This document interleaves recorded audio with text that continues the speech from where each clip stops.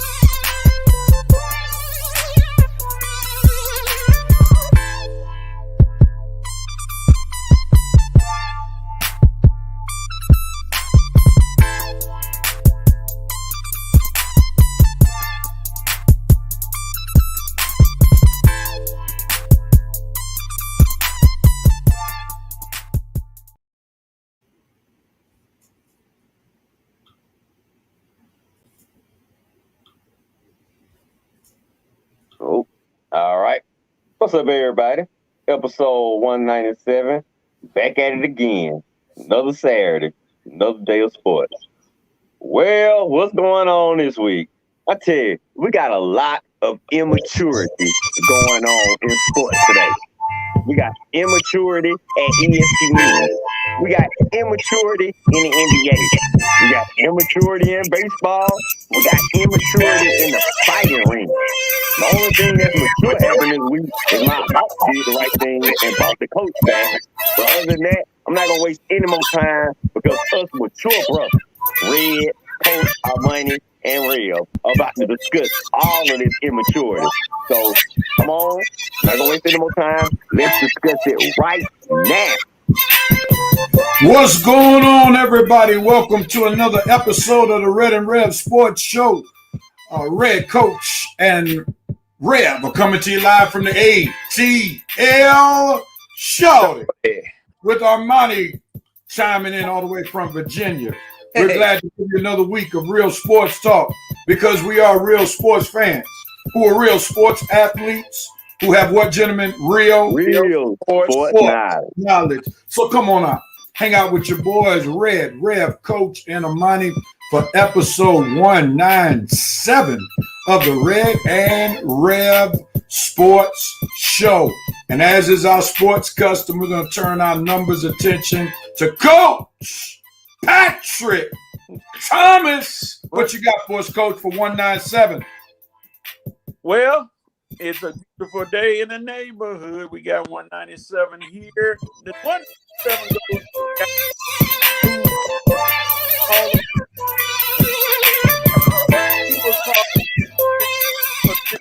that won their first Super Bowl. Come by the Tampa Bay right part of their first.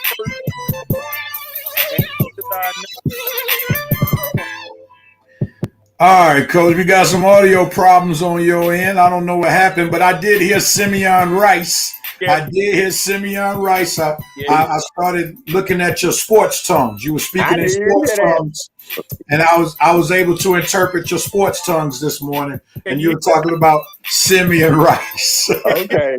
I'm glad. All right, good one, man. I don't know what's up with your audio. You had good audio when we were in the preliminary. I don't know what happened, man. I don't know if your audio is not equipped for showtime. I don't know what's going on, man. Here we go. Yeah, man. So we're gonna have to touch and agree over your sound, but hopefully we can get some good sound coming from you. But nevertheless, Simeon Rice giving us the representative for 197 from Coach Patrick Thomas. We're grateful to have another episode of the Red and Rev Sports Show featuring Coach. And we're glad that Armani is joining us today all the way from Virginia. How you gentlemen doing? Great.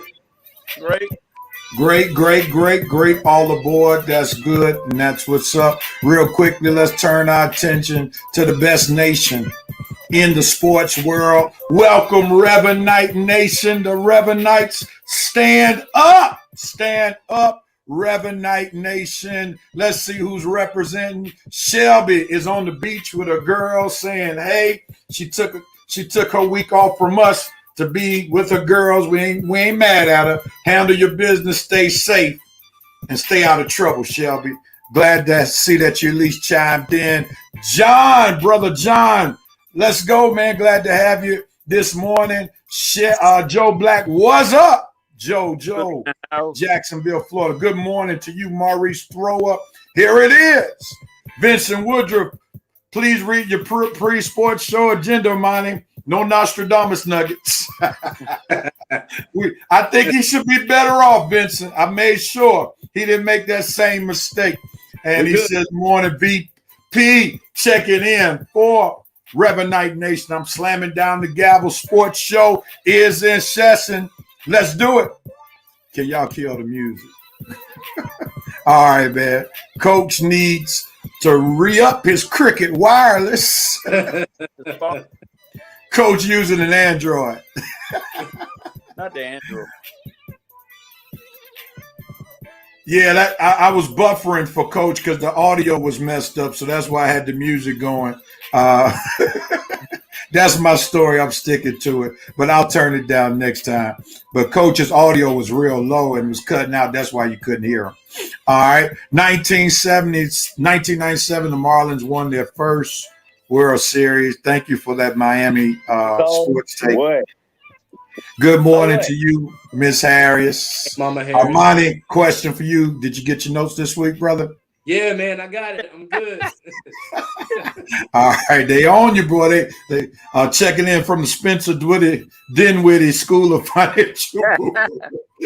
There you go. Now that was a good one. Oh, that's a good one, Thomas. That's a good one. All right. Good to see well-dressed Armani Newsom. All right. Let's get ready. Let's get ready to rock and roll, gentlemen. As we welcome the Reverend Knight Nation, you see they are locked and loaded, ready to chime in or even go in on what we have to say. So be on your P's and Q's, gentlemen, because the Reverend Knight Nation is locked and loaded. Let's get on with it. Dope, note, and Coach. We're going to start with Coach this week. Coach, what are you doping on this week, sir? I'm doping on one Shohei Ohtani, who was the first person in Major League Baseball history to be named to the All-Star team as a pitcher and a fielder. And nobody's ever done that before. So he's been named in two different areas, pitcher and fielder. And his manager said he's going to do both in the All-Star game. So Shohei Ohtani, big ups. Oh, yeah. That is dope right there. That is dope. He is putting on the show this year. All right, Red, we're going to go to you, man. What you doping on? Okay. You guys know it was the spelling bee this week. I'm just playing. I'm not going to use that one. No, but seriously, I'm doping on the Stuart Scott Foundation, which has raised $12 million for cancer research and African-American doctors and scientists and researchers all over the country. So that's my dope moment of the week. Stuart Scott Cancer Foundation. Excellent. Absolutely excellent. All right, that's what's up. Since I'm the host, I'll go last. Armani, what are you doping on? Man, Red almost just took my dope moment for the week. Are you for real? Stuart Scott? With Zelia Avant-Garde for winning the spelling bee, man. Me Baby too. girl, proud of you.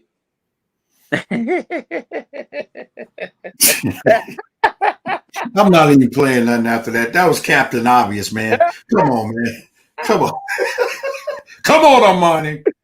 You could have dug deeper than that, man. Everybody, we were going to just play that as everybody's dope moment for a minute. We just would have skipped on the note. But I'm going to let you have it because you came in late to the meeting because we already had talked about that. So we're going to give you a pass. That's the only pass today.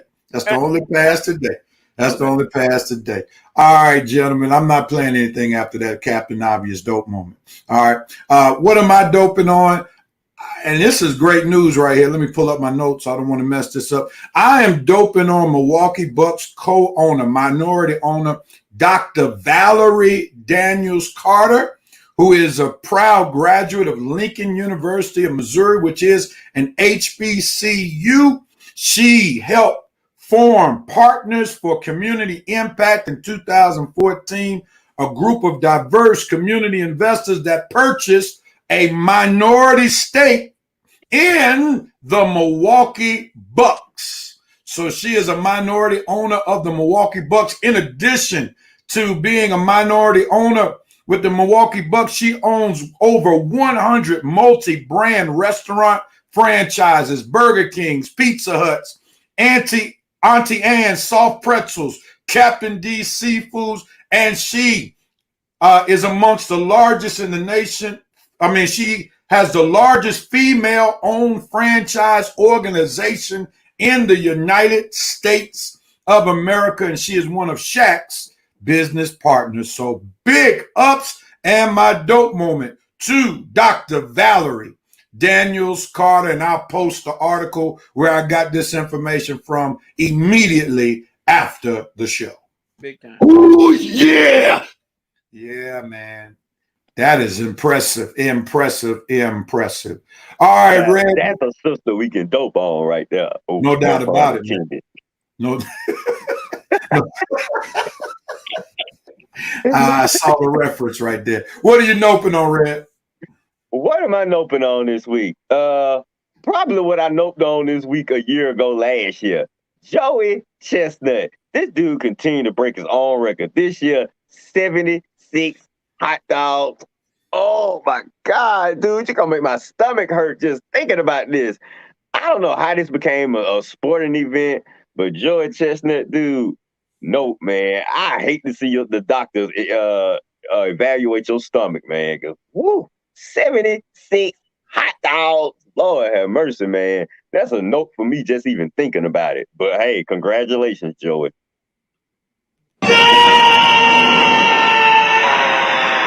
All right, Armani, what are you noping on? I'm noping on one of the Kansas City Chiefs defensive end, Frank Clark, being charged with a felony on a weapons charge. Man, you just got in trouble last month, and then you're going to come and do something like this, man. Come on, man. Come on. You got to do better, man. So I'm doping on one of Frank Clark, man. You got all this money. You're doing well for yourself. Be responsible, man. Come on. No! All right. And I am noping on NBA players who think they are worth more than they really are. Spencer Dinwiddie, 5 years, 1-25 to go back to the Nets. Nah, bruh. Max contract, John Collins thinks he's worth. Nah, bruh. Over $100 million for Dennis Schroeder. Nah, bruh. I'm noping on all of these guys who think too highly of themselves when it comes to their value to an NBA franchise. You have got to be kidding. All right. And Coach, you know how they say it in the South, Coach, what are you noping on, sir? I ain't got nothing now, bro. I mean, I know I'm just kidding. My note moment goes to the young man or the young fool who decided to just walk on a golf course at a tee box, take Rory McIlroy's club out of his bag, and pretend like he was getting ready to go tee off. This might be a reason why blacks ain't allowed at a golf course. And a lot of folks don't play golf. One of the blacks would have popped him in the head with a golf club. So that fool, I don't know what he was thinking, but they were just shocked and looked at him like, what the? And security came and got this nut. So he gets my note moment, whoever he was. I don't think they ever mentioned his name, but that's my note moment. Oh, come on! I hate to say it, but Brian Roden is going to be the reason that blacks aren't allowed at the golf course. That's the dude that got arrested in Atlanta this week. I think y'all know why. Got you. Yeah. All right. And Armani, lead us in the Coke moment. What you got, bro? Man, I'm coping with the Dallas Cowboys, man. Y'all about to be on Hard Knocks again. Usually when the Cowboys are on Hard Knocks, they don't have good seasons. So for all y'all Cowboy fans, I'm feeling y'all because whenever y'all go on Hard Knocks, it don't end well for y'all. But I'm dope. I'm coping with y'all. I'm coping. Third time. No hard enough.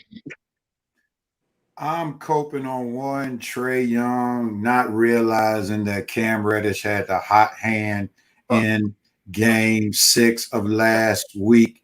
I'm coping on the fact that Cam Reddish did not touch the ball in the last 3 minutes of the game when he clearly was on fire in the fourth quarter, and Trae wanted to play a little hero ball. Maybe we could have pulled out Game 6 if Trae had realized that his mind was telling him one thing, but his body was telling him another thing. His mind was telling him he was 30-point, 10-assist Trae Young, but his body was telling him he was 15-point and 10 assists Trae Young. So I'm coping on Trae Young not recognizing the situation, get the ball to Cam Reddish, who was on fire. All right. Thanks for the bump and grind reference, real. My mind's telling me now. All right, Kurt. Go ahead and give R. Kelly some PR. Well, yeah, we don't need to do that, right? All right. Kurt, what are you coping on, sir? I'm coping with the city of Tokyo. You've done fought through all kind of things to get the Olympics, and just when you thought you had everything on track, you got another virus going around, and now you're gonna have the Olympics with no spectators in the stands. Tokyo, you gotta cope with doing better because you had plenty of time to get this stuff together, and yet you still have allowed it to get messed up. Well, Tokyo, I don't know who, I guess everybody got TVs pretty much, because that's the only way they're going to watch the Olympics, because there'll be no people in the stands cheering.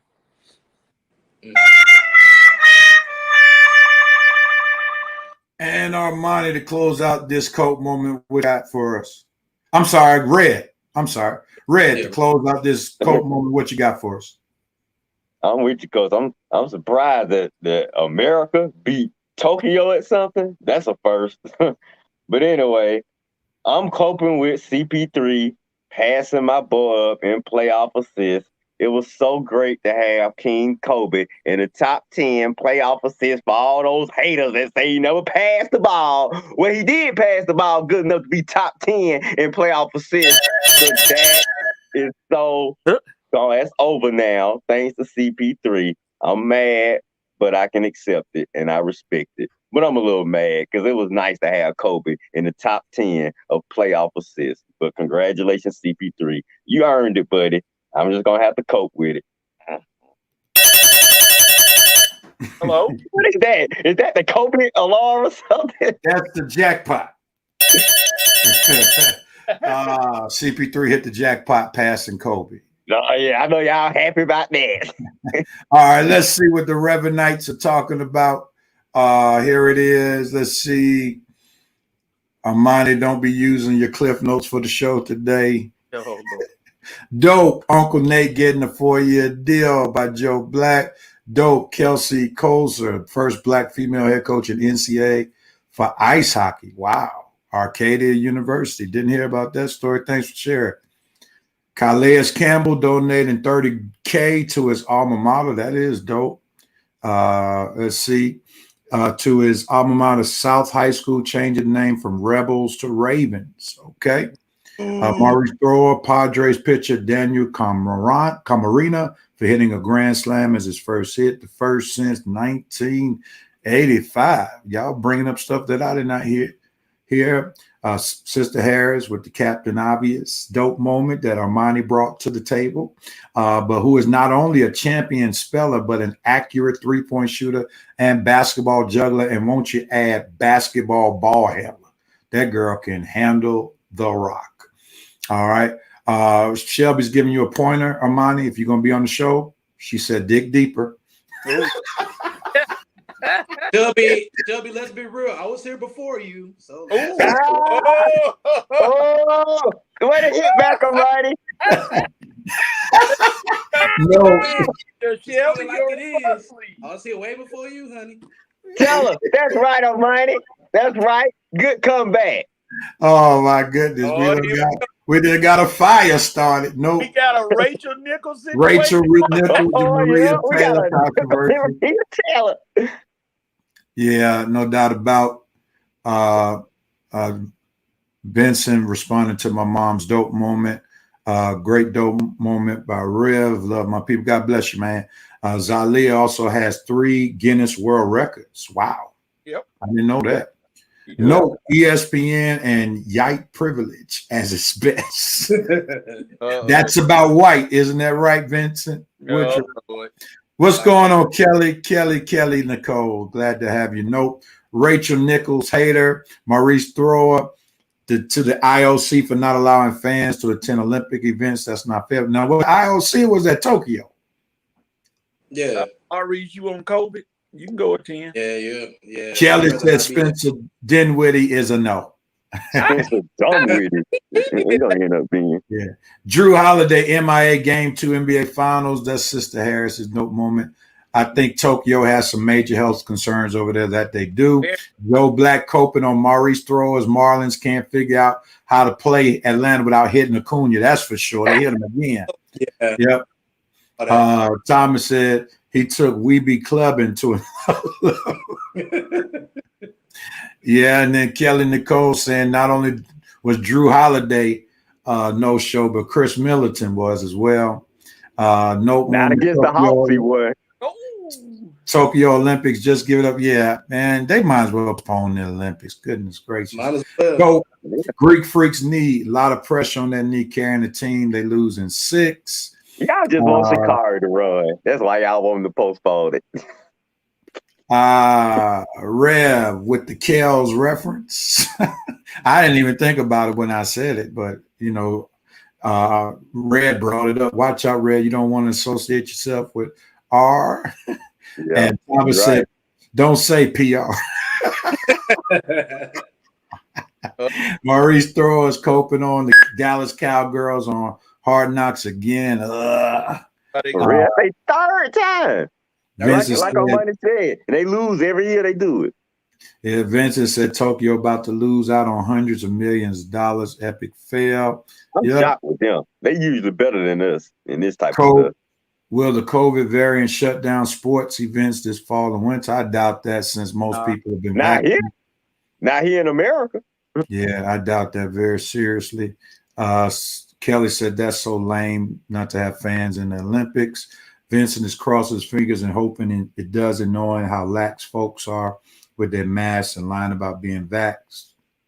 This could set us back big time. That's very true. All they have to do is listen to you now. Armani, somebody who was here before you coming at you at that Shelby.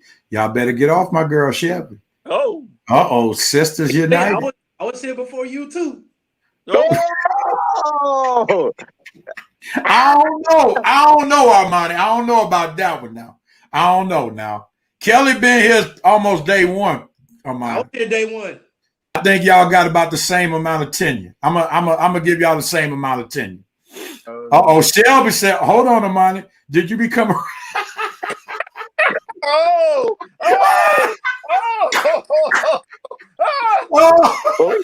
we got infighting for real. Shelby with the clap back. They wanted you know what? I ain't gonna say that. Vacation on hold. Ceasefire. Ceasefire. Not only does ESPN have. And how long did it take you just to come on the show? Come on now. I am loving this right here. Vincent said, not only do we have infighting on ESPN, so does the Red Rev Sports Show. Shelby and Armani going at it. I guess now Armani has become Shelby's nemesis, no longer Rev. Kelly, Armani really coming at our female listeners. Kelly said, Armani, you trying me. What you want? Oh my goodness, boy. They are coming hard.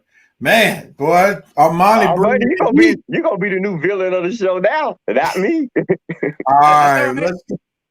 All right, let's move on to the next topic. And since people have been bringing it up, look at Vincent Woodruff with the clever statement.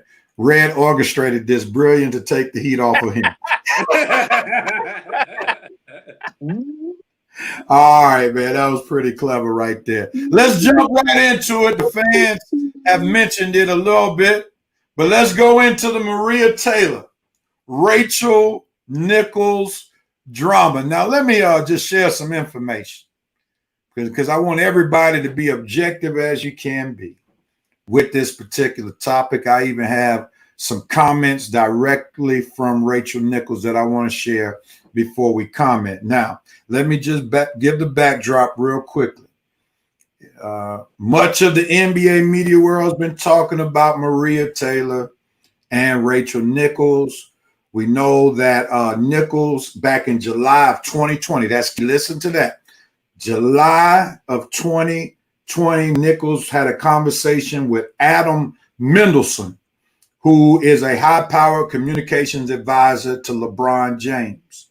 During that call that was captured by a live video camera in Nichols' hotel room without her knowledge, Nichols griped to Mendelsohn about Taylor getting a coveted job hosting ESPN's pre-game and post-game coverage of the 2020 NBA Finals. Nichols assumed that the job would be hers as part of her contract and suggested to Mendelsohn that Taylor got the gig because of her race and because ESPN, which is owned by Walt Disney Company, wanted to burnish its diversity credentials. Now, here's what Rachel Nichols said according to this video. I'm going to put it in the screen so everybody can see exactly what she said so we can govern our comments accordingly. Here it comes. Sister Nichols said this: if you need to give her more things to do because you are feeling pressure about your crappy long-time record on diversity, which, by the way, I know personally from the female side of it, like, go for it. She goes on to say, just find it somewhere else. You are not going to find it from me or taking my thing away. That's what Sister Nichols had to say.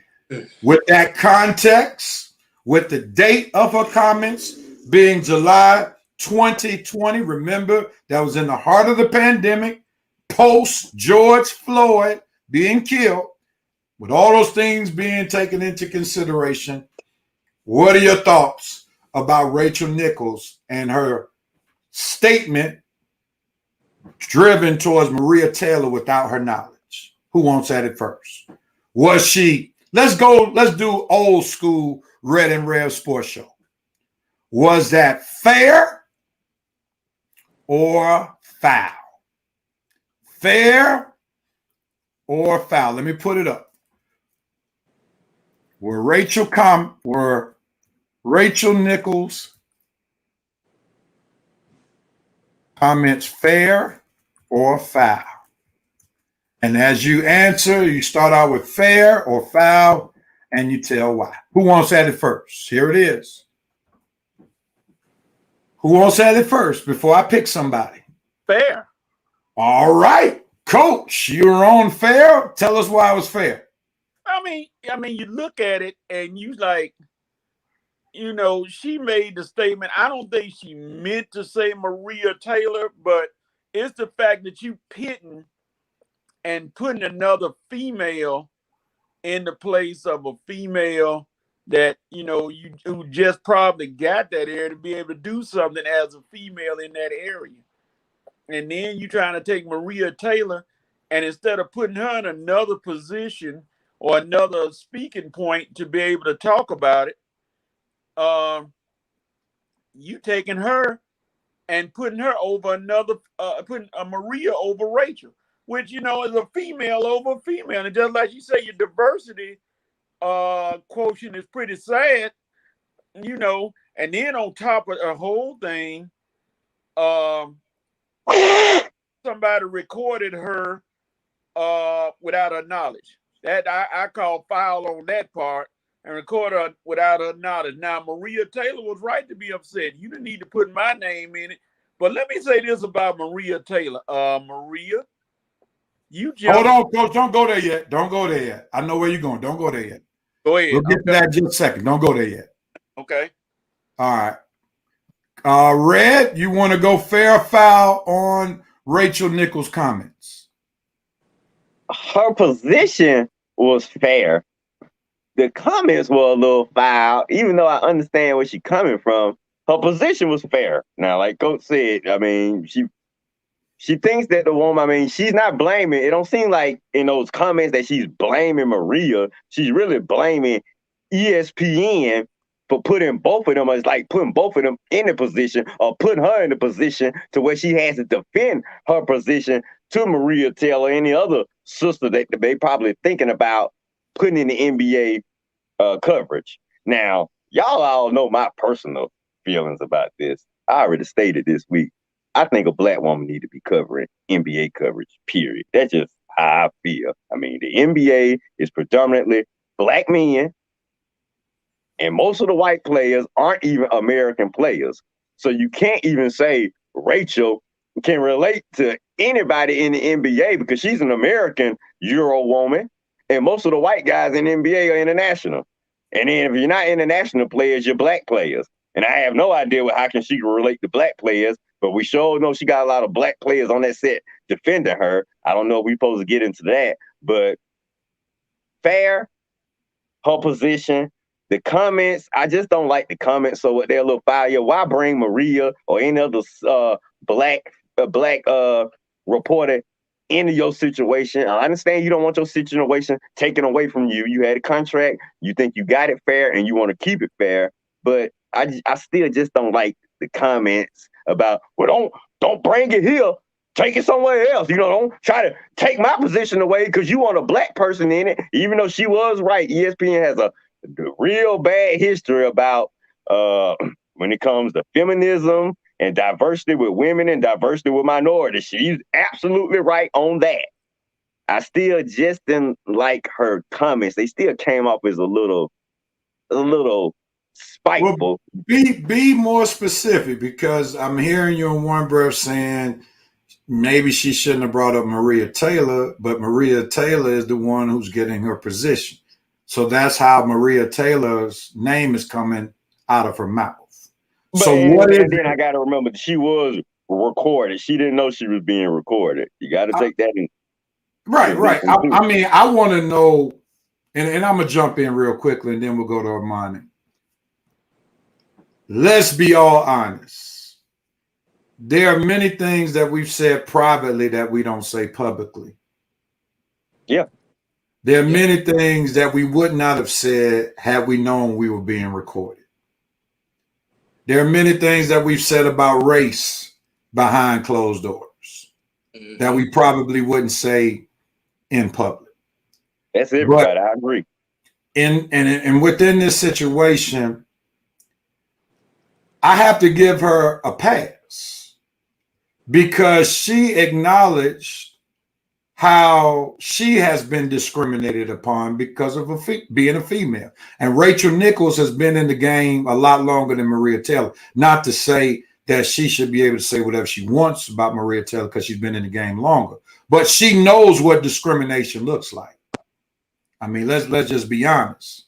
So with that being said, she understood the gravity of when all of this took place. That's why I wanted to highlight July of 2020. It was in July. What happened?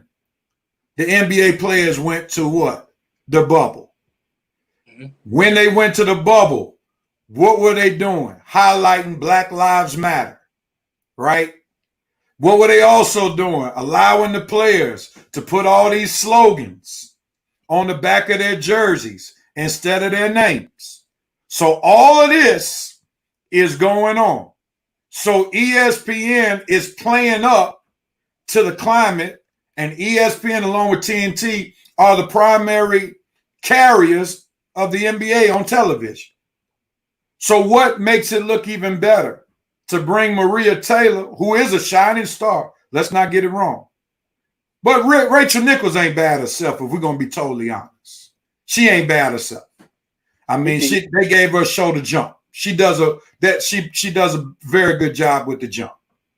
And it just so happened that they decide to boost up Maria Taylor while all this Black Lives Matter stuff is going on, while all the George Floyd stuff is going on.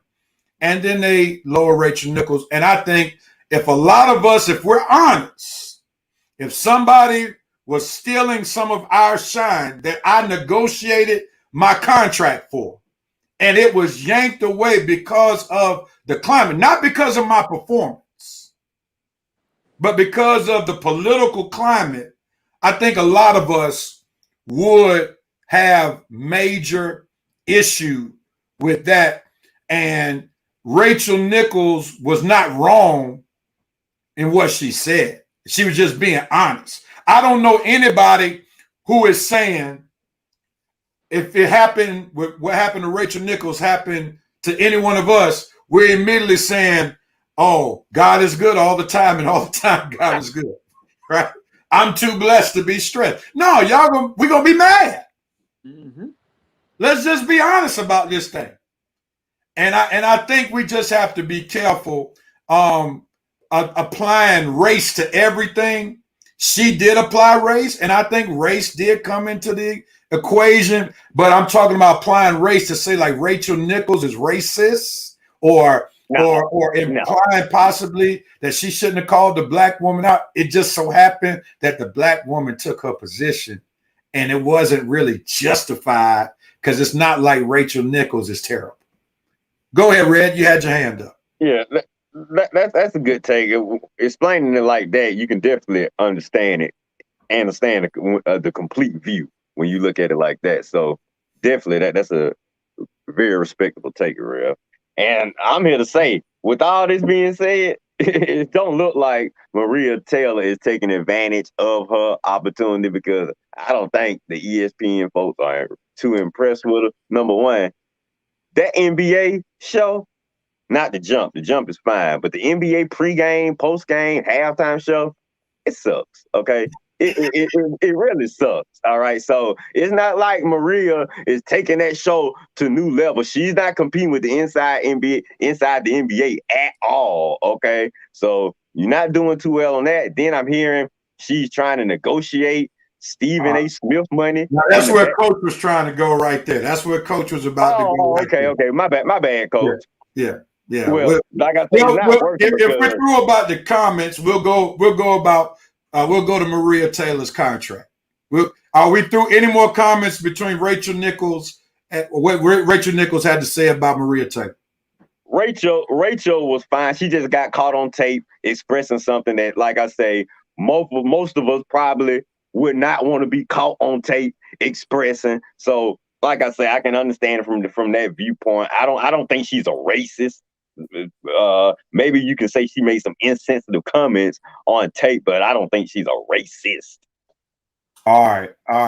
I'm glad that we had this dialogue, and people can have whatever opinions, but I just want us all to put ourselves in Rachel Nichols' position, and I think a lot of us would have been heated if we were in that position, especially if our contract stated we were supposed to be doing something. And it's important to also highlight, before we go to Maria Taylor's contract, that ESPN could not really do anything but take her off the show, because if they try to mess with her money, if they try to fire her, they would have got sued, and she would have got big money, because you can't fire her off of something that was said in private and she didn't know she was being recorded. That would have been a major lawsuit on her hands. Stay off the feed. That's pretty good. All right, let's shift gears real quickly now. Now this is going to be an interesting one. Maria Taylor's next contract. Red has started talking about it. Coach wanted to go there just a few minutes ago, talking about Maria Taylor wanting, from various reports, I read it myself in the New York Post, that she wanted Stephen A. type of money for her new contract. Now, here's the history. Last year during the pandemic, it was stated that ESPN offered her $5 million. Since then, and since ESPN has had various cutbacks, they're asking some of their bigger personalities to take a pay cut. That's why Kenny Mayne wound up leaving ESPN. They have brought it down from $5 million to $3 million. So, is Maria Taylor worth Stephen A. money? I'm going to go back to Coach, since Coach went there first, Red. Then we'll come back to you. All right. Coach, go with it, sir. I might not have to say nothing after Coach. Go ahead.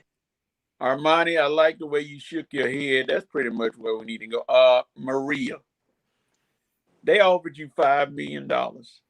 Scott Van Pelt, who's one of the big time guys on the show, who has his own studio and does the Sports Center, he make $4 million. You didn't want to take $5 million? I just want you to explain how you are worth Stephen A. money. Number one, because you own college football doing reporting, and you own basketball, and you go around and do all these things. You think you worth that much money? Do you realize Stephen A. Smith is if he ain't in the top 5, he in the top 3 at that broadcast area. Absolutely. You ain't there. You do a good job with your reporting. You wear your shorts. Oh, let me stop. Pull that back. You do a good job with your reporting, and you have a lot of knowledge. But you ain't gonna ever be worth what he does. I'm sorry, ladies. I'm sorry, but y'all just gotta accept that she is not where he is. He has been there a long time to establish a brand with his shows. And Maria, and this is totally off the record, but Stephen A. takes his shows to HBCUs. He promotes them. He does a lot more things than you gonna do right now. So, Maria, I would have been happy. Me, if it's me, they could tell me, like Rev said, Coach, we'll give you $500,000 just to talk about football every year. I'm running for a pen. I'm trying to find a pen. Where do we sign and how soon do y'all need me? But you trying to get his money. They offered you $5 million, which is one of the top salaries there, and you didn't take it. To use a quoted term that has been around forever, from the Friday movies and from other movies, by Felicia.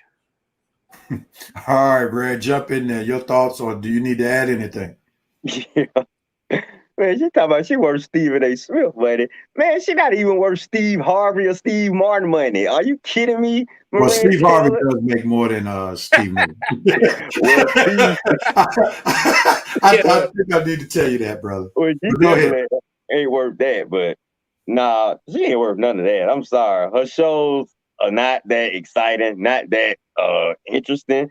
Like I say, the only reason I'm taking up for her because I felt maybe she was being slighted by some insensitive comments by Rachel. But other than that, I ain't taking up for her at all because she's just not worth it. Like Coach said, she brings nothing to any studio show. No studio show has went up to another level because of Maria Taylor. Okay, now you can argue First Take started off as cold pizza, went up to another level with First Take with Skip and Stephen A. And it's one of the highest rated shows on there, and it's continued to thrive with Stephen A., Max, and Molly.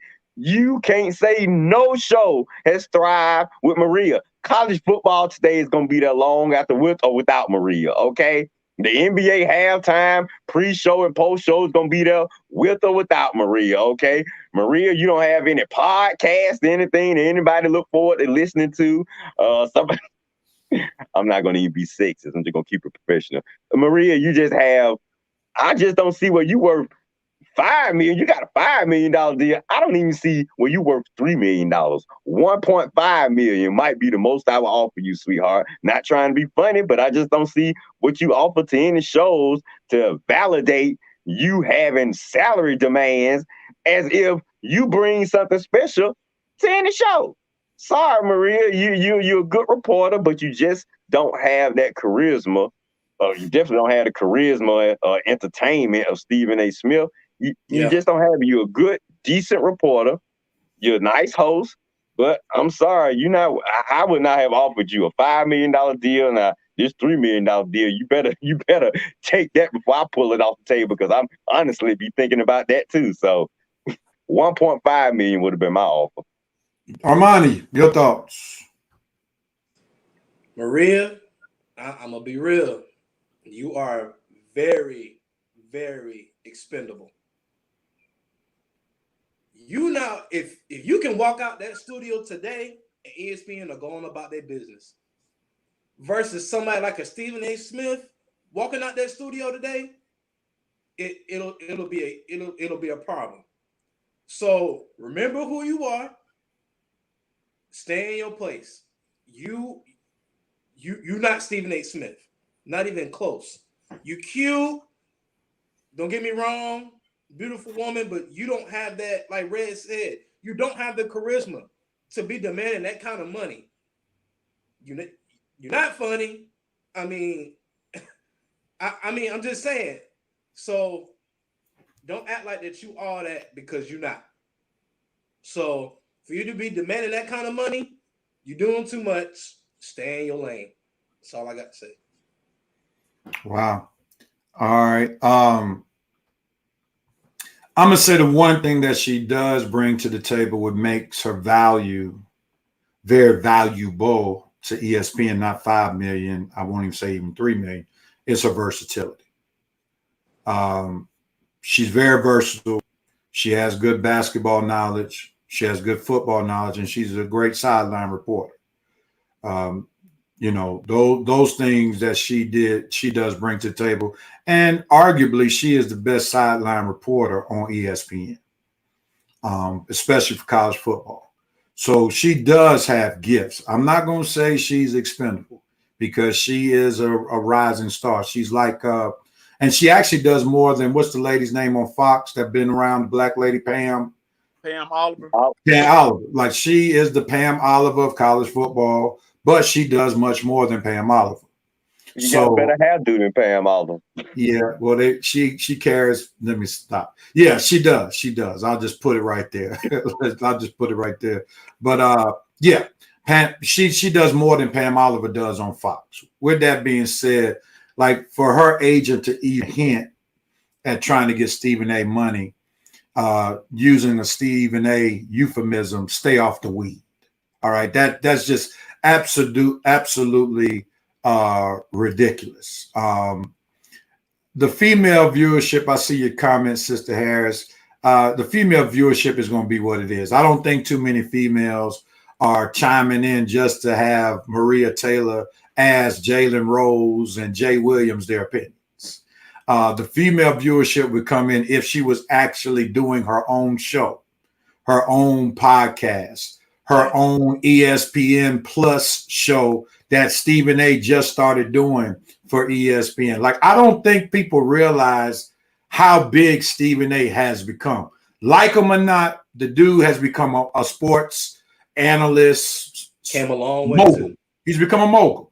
I mean, when they are doing a parody of you on Saturday Night Live, you have arrived.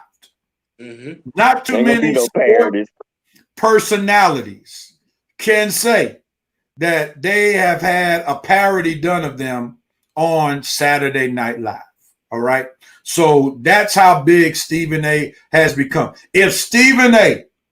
were to leave First Take and they try to match with somebody, they ought to take the show off the air right now.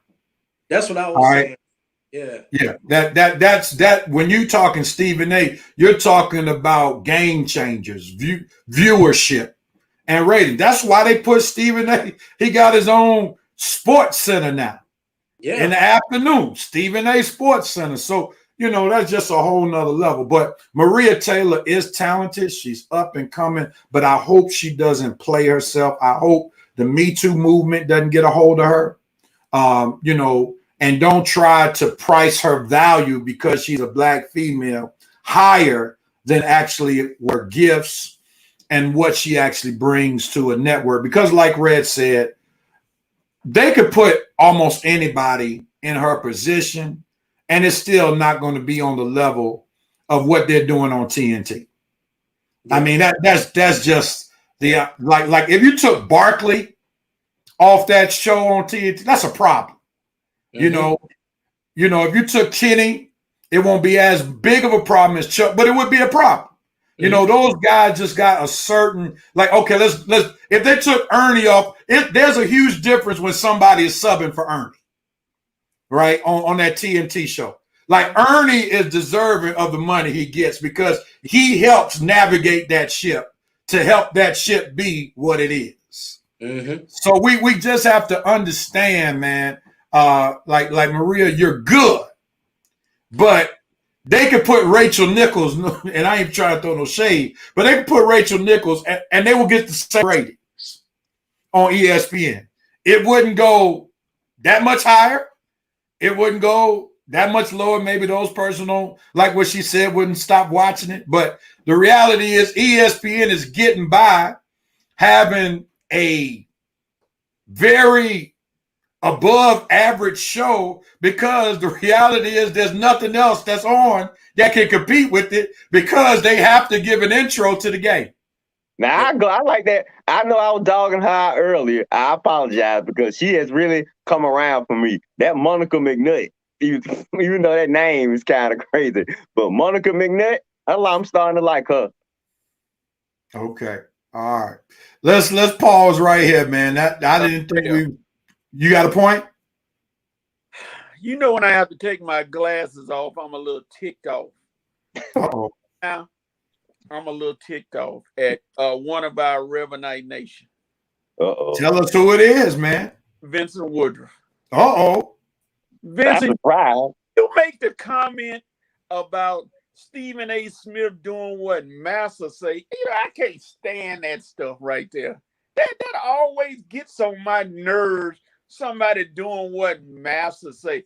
But then when Stephen A. does something like he gonna bring First Take to HBCU for a whole week and highlight the HBCU. They just forget, blacks forget about that. Oh, well, they start stuttering. But as soon as he does something or says something, maybe against a black athlete, everybody comes out of the woodwork. Oh, look at that. Look at that. That word I can't stand, that C word I can't stand. Look at that. Why y'all don't highlight everything the man does and the reason he got there? He didn't just talk about black folk. He does it right now. He already negotiated for First Take to be at the South at the football game between Jackson State and Tennessee State live on that Friday, covering that game between Eddie Jordan and Deion Sanders. So don't talk about he only got that way because he did what Massa say he does supposed to do. All right, Coach, hold on for a second. Vincent added a rebuttal. He says this, and I wish Red would stay on task, man. Stop commenting because I'm tired of putting comments on the screen. You on the show, man. Stop commenting with the fans. Okay, all right. I hear y'all. The only reason I say that, Coach, is the way he does beat down black players and not as critical on the white players, and you know it. Did you see what he said about Tim Tebow didn't belong in the NFL?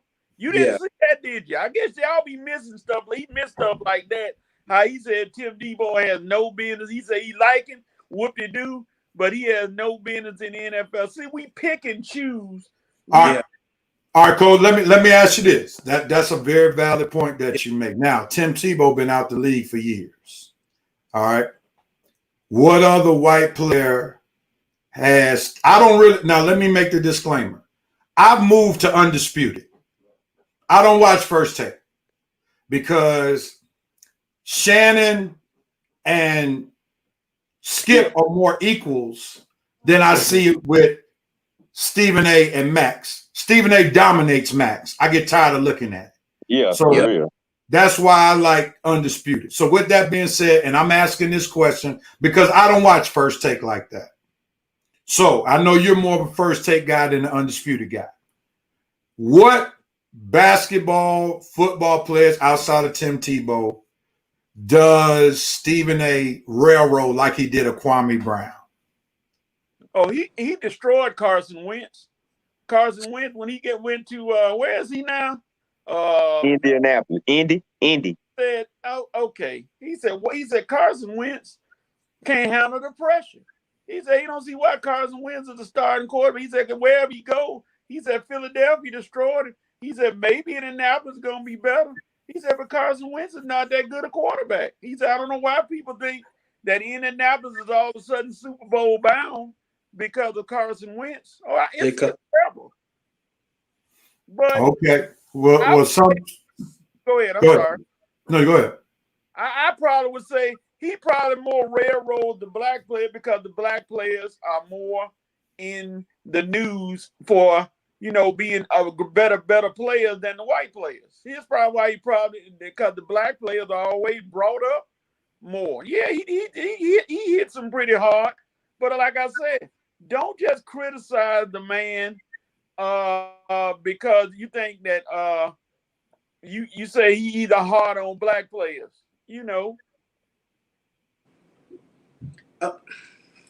Go ahead, Armani. You got the closing statement on this one, man. So, Vincent, you got to think about it too. Yeah, he is harder on. I wouldn't say he's hard on black players, but when it comes to black players getting in trouble or anything like that, I think he just tells the truth. When you see black athletes going through things, he just tells the truth. I don't think that he's more harder on them, and also black players make up 70 to 75% of the NFL and NBA. So let's not act like there's so many to talk about in the first place. minus Tom Brady, Peyton Manning, the quarterbacks. So let's not do that. Be real about the situation. That's all I'm saying. All right, Red, are you a witness of Armani? I'm a witness to Armani because that's what I'm thinking now. Even though I understand where Vincent coming from, and Vincent, I respect your opinion on Stephen A. Coach is yours too. I think maybe y'all coming from different perspectives on things because how I look at it, Armani is right. Stephen A. It seems like Stephen A. only talks about black players because look at sports. Most of sports is dominated by black athletes for the most part. Well, I mean, if you're not talking about quarterbacks or baseball players, chances are you're probably going to be talking about a black athlete. Now, we praising them, whether you're praising them or criticizing them, chances are most of the topics, even the topics on our show, we mostly talk black athletes. Sometimes we try to find black athletes that nobody else is talking about to talk about them on our show. So I understand exactly where our money is coming from right there. Now, is Stephen A. does it seem like he's more critical or find more things to criticize black athletes about? Stephen A. is just Stephen A. You know what I'm saying? He has his own style. I think if a white guy did something just as egregious as some of these black athletes do sometimes, I think he would clown them too. I'm not gonna go there right now because I understand where everybody's coming from. I don't want to just make it all about Stephen A. Smith. But like I say, we talk about more black athletes than white athletes on a daily basis anyway. So probably eventually you're going to have some negative things to say about a black athlete because it's not all going to be peaches and cream. Not all going to be positive. All right. With that being said, we're going to move into halftime right there of the Red and Rev Sports Show. Yeah, it's halftime. It's 12 o'clock. It's officially halftime.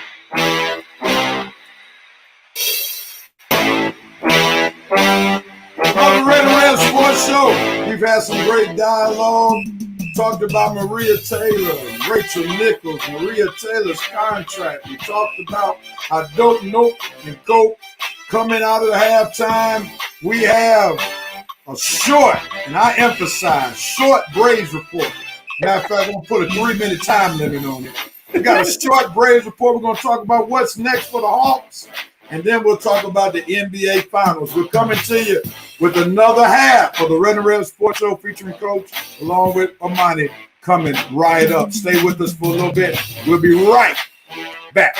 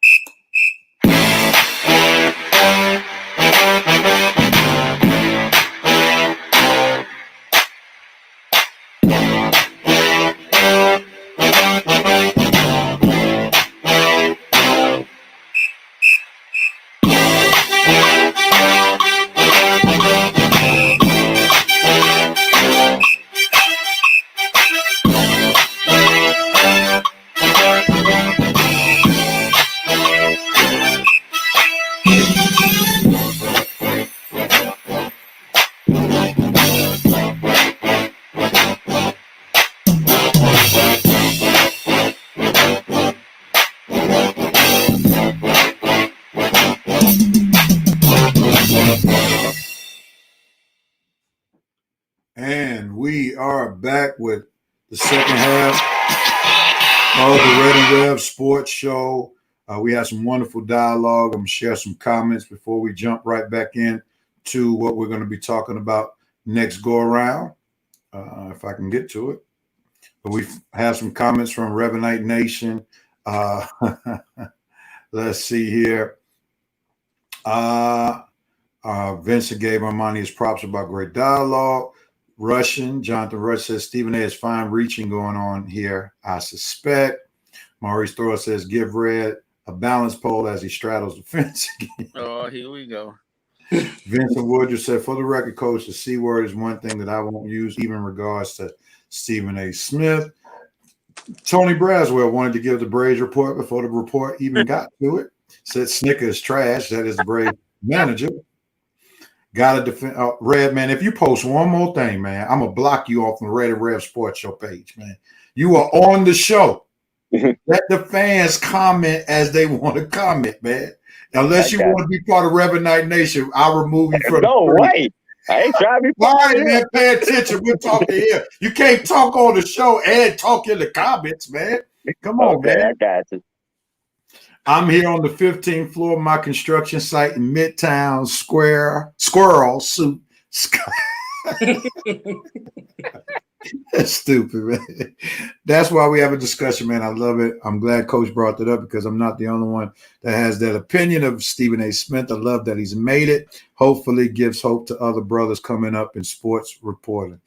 That's the way to agree to disagree. I appreciate that kind dialogue, and I appreciate Vincent Woodruff stating what he stated, and then also giving props where props are due. Red wouldn't fit in our Rev Night membership. He may be here on a trial basis, and we'll send him back. Oh man! So you try to tell me Red is not Rev Night material? In other words, that's what you're telling me. Red is not Rev Night material. All right, we're gonna pause real quickly, Red. We giving you 3 minutes, man. The Braves report. I'm about to start the clock. I'm about to tell you when the clock has started. In 4, 3, 2, 1. Give us our Braves report. I don't even think I need 3. 4 games this week. Split them, of course. Trying to get back in this race. If you can't get back in the race, you keep going half and half every week. Need to have a week where you actually go undefeated. Pittsburgh Pirates, one of the worst teams in the league. You split with them. Well, actually, no, you lost the series. You lost 2 out of 3 to them. You won the last 2 playing the Marlins 5-0 last night, and you blew the Pirates out that last game. Braves are still inconsistent, bullpen inconsistent, bullpen full of walks and late runs. Snicker, I'm with somebody else on this said they Snicker is trash. I'm about done with Snicker myself. I don't think he defends Ron Acuna the way a manager with a player like Ron Acuna would defend him. I think you just worn out. You're really just a minor league coach. You got a chance with a major league team. I don't think you major league manager material, Snicker. Love you, but you're just not major league manager material. Go back up into the front office or back down to Gwinnett. That's pretty much all it was, Rev. Just pretty much up and down week, inconsistent. Played 4 games, won 2, lost 2. Still right where you at, 3-4 games back. Like I say, you still gonna have to make some moves at the trading deadline if you want to have a chance to win the NL East. And I'm done. All right. And anybody want to add anything, Coach? You still feel good about your Braves, even though they are 4.5 games out of first place? You still feel good about them? How many games do they play in a year? 162. Okay, they only 4.5 out, even though everything is terrible. There's hope. They're in second place. So we got up to second. That's good. No, we still got a chance. Like I say, the Mets ain't running away with it. Coach is right. It's just we play so inconsistent and up and down. It's like, man, when are we gonna actually get on it? We got to get on a run eventually. So we still waiting for it. No. Hello? That's it. Hold on, real. Hold on a second.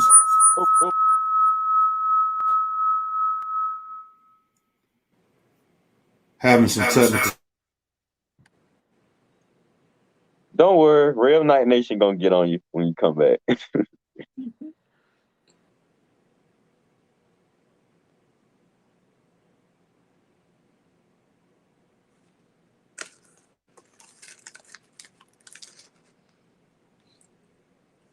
Oh.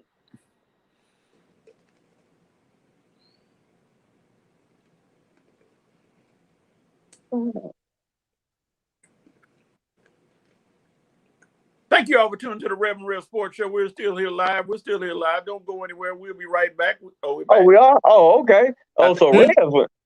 Oh, okay. I wasn't sure what was going on. I think we're still here live. Uh-oh.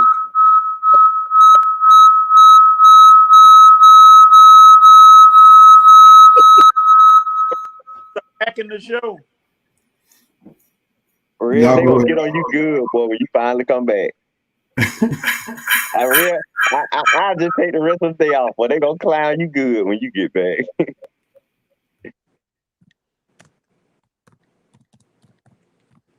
Oh, he did. Okay, y'all. Well, what's the next topic for the day? Well, in this winning numbers for the Georgia lottery, give me a minute. We're gonna have the numbers for the Georgia lottery. I don't know if anybody in Georgia won. No, I guess we can get on into the NBA finals until Red come back. Yep, the NBA. So, no, we can get into the Hawks discussion. Uncle Nate was retained by the Hawks. Well, Uncle Nate, they made it official this week. 4-year deal. Atlanta Hawks, no specifics on the money just yet, but 4-year deal. I told you guys not to worry that he was going to get taken care of right after the season. And right after the season, 2 or 3 days, they made it official. So, Coach, I guess we'll start with Coach. I know, Coach, what you feel about the Hawks re-signing Nate, making it official, a 4-year deal? You know, I've seen better secrets kept at a slumber party. Man, please, did anybody know that this wasn't gonna happen? Come on now, I don't know why they tried to put all the suspense in this. They're gonna sign Nate McMillan. I mean, he won 90% of his games almost. Did you not think they were gonna sign him? Then a bigger thing would have been if they said they didn't come to terms. But yeah, the geniuses figured it out, and they finally signed him for 4 years. And let's see going forward. Now the pressure's on the Hawks now. Plenty of pressure. Can't go out there and struggle and be a fifth place team. Everybody looking for you finishing top 3 now. Yeah. Championship winners open our money. Yeah. I mean, everybody saw this coming. I mean, who else was you gonna get? First of all, but I mean, honestly, now that you've gave the fans what you just gave us this past season, there ain't no turning back. You ain't no turning back now. Now that we know what this team can do on a consistent basis, ain't no going back. Uncle Nate, Trey, Cam Reddish, there ain't no going. Gallinari, ain't no going back. Nope. This is the expectation from here on out. You got to come out. You got to perform night in and night out, and you are expected to make the playoffs. No excuses. You got your coach. You got your star player. If you want to add, maybe another guy this offseason, that's fine. But we all know what to expect now. So, Hawks, playoffs, or busts. Not only that, to me, I told our championship window is open now. We got 4 years to get this done. I ain't trying to be no CP3 waiting 20 years for Trey to get us to the finals. We can do this in the next 3-4 seasons. Right. We got everybody locked up. Bogey. Not sure what the Collins situation, how that's gonna work itself out, but even with or without Collins, you still got Bogey, Cam, Hunter, CC, Big O, Trey, Nate. Like Armani said, dude, no more old Hawks. We are approaching new territory now. Consistency, playoff, championship contenders, and let's get this thing done. We got no excuse. The owner, Tony Russell, already said he don't want to, but he'll pay the luxury tax as long as we win it. So we got to be winning. But not Red, welcome back, buddy. That's what we're gonna say. Woo! Don't clap too long. I messed around and hit some, so that's why I can't put the captions up. So don't clap too much. I might be disappearing in just a moment. It's not my internet connection. It's me not being able to put the stuff on because I hit something and now I can't get to the banners or none of that stuff. So that's the issue. So I don't have Cricket Wireless or Boost Mobile. I'm good with the internet. I'm just having some size challenges on my screen. But y'all go ahead and talk about the Hawks. I'll be right back. I'm trying to figure this thing out. Well, like I said, we making do. Like I say, that's pretty much what it is. The Hawks are now in their championship window. No going back. So no Red, lottery, no nothing. Red, so if we somehow happen to get rid of Collins, who would you like in his place? Well, Anybody besides who I was saying this week, I said this week, I would look into Karl Anthony Towns to see what he's thinking about coming here. I mean, the dude got size. The dude can play inside and outside game. I know people questioning his heart, but I'm saying, if that's the only thing I'm questioning is your heart, dude, come on down here and play with Uncle Nate. Come on down here and play with that. We'll get that toughness out of you playing here, dog. Because one thing you are not gonna do is come out to an Atlanta team and play soft. The crowd will pull the toughness out of you on that. Uncle Nate will get the if it's any type of heart in Karl Anthony Towns, Uncle Nate will get it out of him. Now, where'd you get this Karl Anthony Towns talk? What rumor site did you get this from? I think he's about to be a free.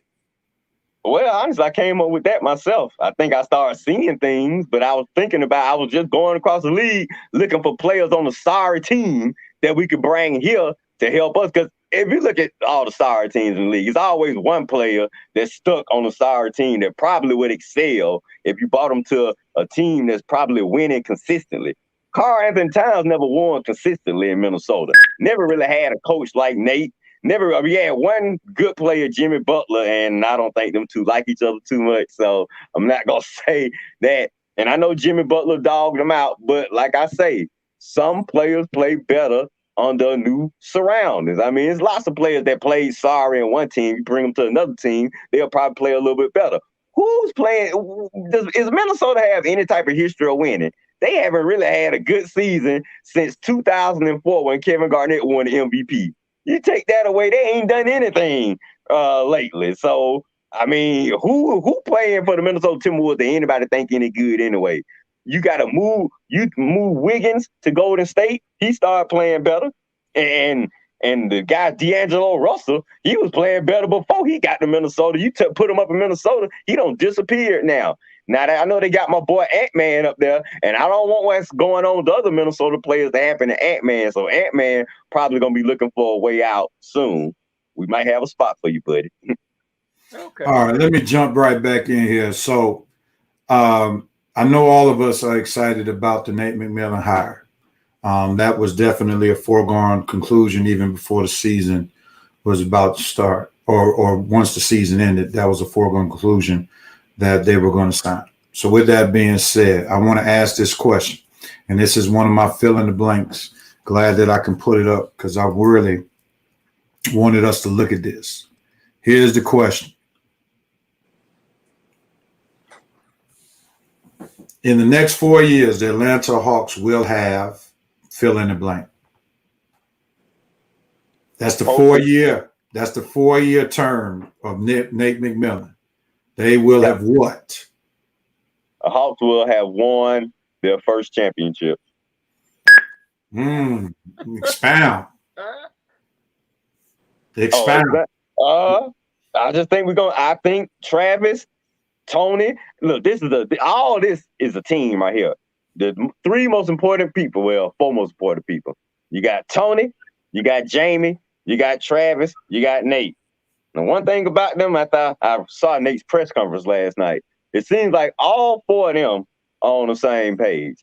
And that is to continue for this team to get better, continue for our young players to grow. And we're trying to bring some championship goals to this town. Tony wants to win. I know Travis wants to win. And Nate, I don't assume he's signing here with the expectation of him not winning. I do appreciate, I was going to bring this up in my dope section. I appreciate Uncle Nate using the movie Drumline as a way to say how he related to Trae Young as far as using that as a coaching aspect for him. He did relate the movie Drumline when he was discussing Trae and how to get better. The specific one band, one sound. That was a specific quote that he was using. One band, one sound, and how that's exactly the mode he was trying to get to, Rev. So All right. No. Also, he was trying to use the old school and new school. He was comparing himself, saying he was more old school, whereas Trey was more new school, and how they had to come together. And they seem to be doing a good job of coming together, mixing the old with the new. Yep. All right, let me ask you this.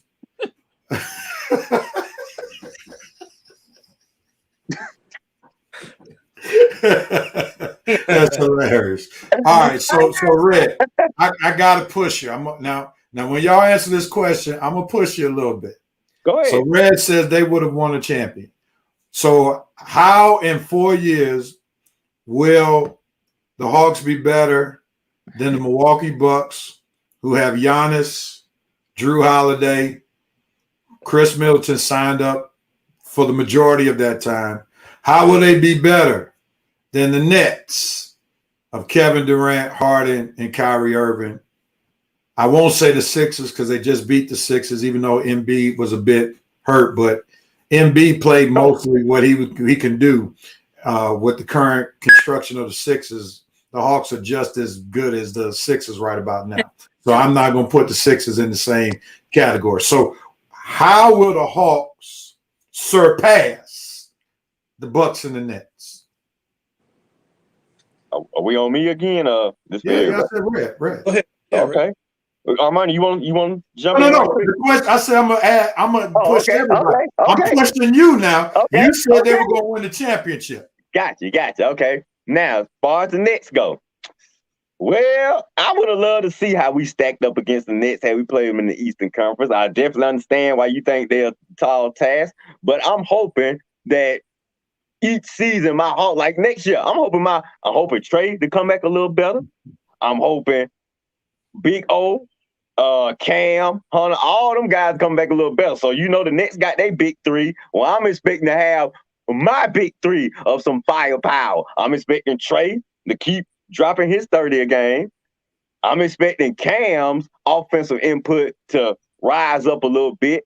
Everybody keep telling me what Hunter gonna do offensively. I know what he can do defensively, but everybody keeps saying, "Oh, well, your boy Hunter, man, he's so versatile." Well, we gonna see, because I'm expecting all of these guys' game to rise up just a little bit next season. Because, like where I'm with you, Rev, I expect us to probably be playing the Nets in the playoffs. We're gonna have to prove we can beat the Nets.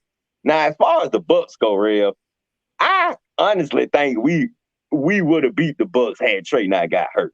Now, I'll come back to that one. But the Nets will be a tough task. I'm just hoping our offensive firepower improves more next season to match the offensive firepower of the Nets. I think our defense can match the Nets. It's our offensive firepower that has to match the Nets. So I'm hoping our offensive players just come a little bit more creative, a little bit more versatile next season to match the Nets. I think we can hang with them. I'm not scared of them. So now you're talking about next year. Are you banking that on the next 4 years that eventually the offensive firepower of the Hawks can match the Nets? Because I'll tell you that right now, a summer of offensive basketball, Cam Reddish, DeAndre Hunter, whomever, Kevin Huerter, they're not catching up to the offensive ability in one offseason of Kyrie, James Harden, and Kevin Durant. So are you saying in 4 years, within the 4 years, they'll catch up? Not just next year. Yes, you're right. Within the next 4 years, because I assume Travis ain't gonna sit on his tail, Rev. Travis is an aggressive GM. He's gonna continue to make moves to improve his club. He's not gonna look at it like, oh, okay, we got to the Eastern Conference Finals, we're gonna stay pat. No, Travis is gonna continue to make moves until we get the right team, because he wants to win too. We have people. That's Travis. That's Travis. Oh, yeah. Man, give me 30 more seconds, Red, because I want to get to everybody to answer this question. I got everybody. The Hawks finally have everybody in place. The owner, the GM, the coach, and the star player who are all on the same page and trying to win. I forgot to put my do not disturb y'all. My bad. But we all are on the same page trying. Was that good enough, or you need more? All right, we'll pause right there. We'll pause right there. So, Armani, I'm going to go to you. In the next 4 years, the Atlanta Hawks will have? Man, City of Atlanta, y'all got a lot to look forward to, man, because they gonna win the championship. So you on Red's tip? They going because when I'm looking at the trajectory of everything in the next 4 years, LeBron not gonna be here. KD, Kyrie, Harden, they not gonna be together. Yeah. I don't know why everybody thinks that. I don't see them working at all. Because what somebody's always heard. Oh, well, it's a whole bunch of ego on that team anyway. They haven't even meshed together that good yet. And I don't think they're going to, because they can't even seem to stay on the same they can't stay on the court together. All right, now, Armani, let me ask you this question. You made a great point. LeBron will probably not be in the mix in the next 4 years. The Nets might not be together. I'm sure if they haven't won a championship within the next 3 to 4 years, they would have broken up that team. No doubt about it. Now, are you saying the Hawks can win the championship staying pat? Or what major addition do the Hawks need to make in order for your projection to come into fruition? They need a big man. Who is it? Who is it? Man. Who are they getting rid of? Cat. You know it's Cat. Come on. It is. Man, yeah. Now that Red done put that in my head, he's been an influencer on me because I don't see anybody else that can come in there and mess with them like he would. Karl Anthony Towns will be a major addition to the Atlanta Hawks. That would instantly make them a championship team. To me. All right, now let me ask both you or Red, since you all are on this cat train. All right, and Coach, we're coming to you next. Are the Hawks getting him via free agency or via trade? And if they're getting, all right, who are they getting rid of to get Karl Anthony Towns? What is his? It depends. How does his contract look right now? When is he? Is he available to be a free agent in the coming soon? Or well, that's a good point. Let's just say he has 2-3 more years left. All right, let's just say that as you all are talking, okay. I'm pulling up his contract right now. Well, then we got to make a trade for him. So, who are you getting rid of? I'll sign and trade Collins. I'll add Gallo to the deal. I'll add draft pick, one draft pick, maybe two if it take two. But I definitely move Gallo. I definitely move Collins. I might move CC if they want him, but I ain't moving. That's all they need. You say no CC? No, that's all they need. I mean, if you want to move CC, right. that's fine. But what you just said, that should be enough to get him. Yeah, because we're not moving Cam. We're not trading Trey. We're not moving Herter. I mean, we're not moving Bogey. So I'm saying we're gonna keep our key guys. Yeah. All right. So it looks like as of right now, Karl Anthony Towns has about 3 more years on his current contract. No opt out. He probably does by year 5. So let's say 2. Okay. So you can get him this year, next year via trade. So what's the package y'all doing? Because remember, it's not as simple to do a sign and trade with Collins. Collins has to agree to the sign and trade. Gallo, a draft pick. They're not taking Gallo, and they're not taking his contract. Collins? Yeah, well, we're gonna have to figure something. I would trade Collins then. All right, Collins is not enough to get Cat. I'm gonna add Gallo. I'm gonna add. They're not taking Gallo, Red. I might add Herder in the deal. The only way they're taking Gallo is if it's after 2 years from now. After next season. They'll take Gallo after next season because his contract is not guaranteed. Fully guaranteed. So they're not taking Gallo. So you're gonna have to get rid of, hope they take sign and trade with John Collins. You're gonna have to add either Herder, Reddish, or DeAndre Hunter. Hunter. And Collins and or Hunter or Herder. We're not adding Cam. So it'll be Hunter or Herder plus Collins and a draft pick. Look here, man. Y'all, you like flash. That's why you love Kobe, you love Trey. You don't appreciate substance. Okay. DeAndre Hunter is one of the cornerstones for the Hawks if he's healthy. Yeah. Okay. If he's healthy. And that's a big if. And if he's healthy, that's the only way you're going to get value for Karl Anthony Towns. Let's be honest about it. So we're talking as if he's healthy. All right. They're not going to trade, get Hunter for a broken down knee. That ain't happening. So if you're including him in the deal, you're saying Hunter is Hunter.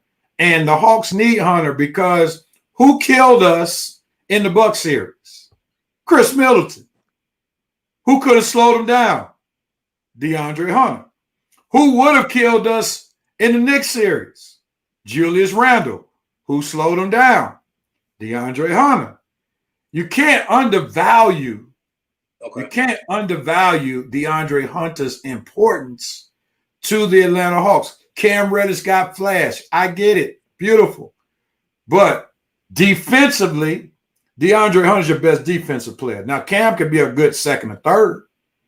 But because if you sign Trae Young, not only do you have to surround Trae Young with shooters, you got to surround Trae Young with defenders. Because he's not going to stop nobody at the point guard position. So DeAndre Hunter, if he's healthy, he's off the table because you got to have that size and that length to help with Trae Young's defensive deficiencies since he's going to be on the court 35 plus minutes. So you probably would do well to try to get Collins Herter because there's still some upside on Herter. Okay. Plus, if you're all in on Reddish, you can't pay Hunter, Herter, and Reddish. You're right. So I would add Herter. If I could keep Hunter and Reddish and still get Cat back. I mean, like I say, if I'm getting Cat back, okay, definitely I add Herter. If I'm getting Cat back and Collins, probably 2 draft picks, maybe even Bruno. Bye, Bruno.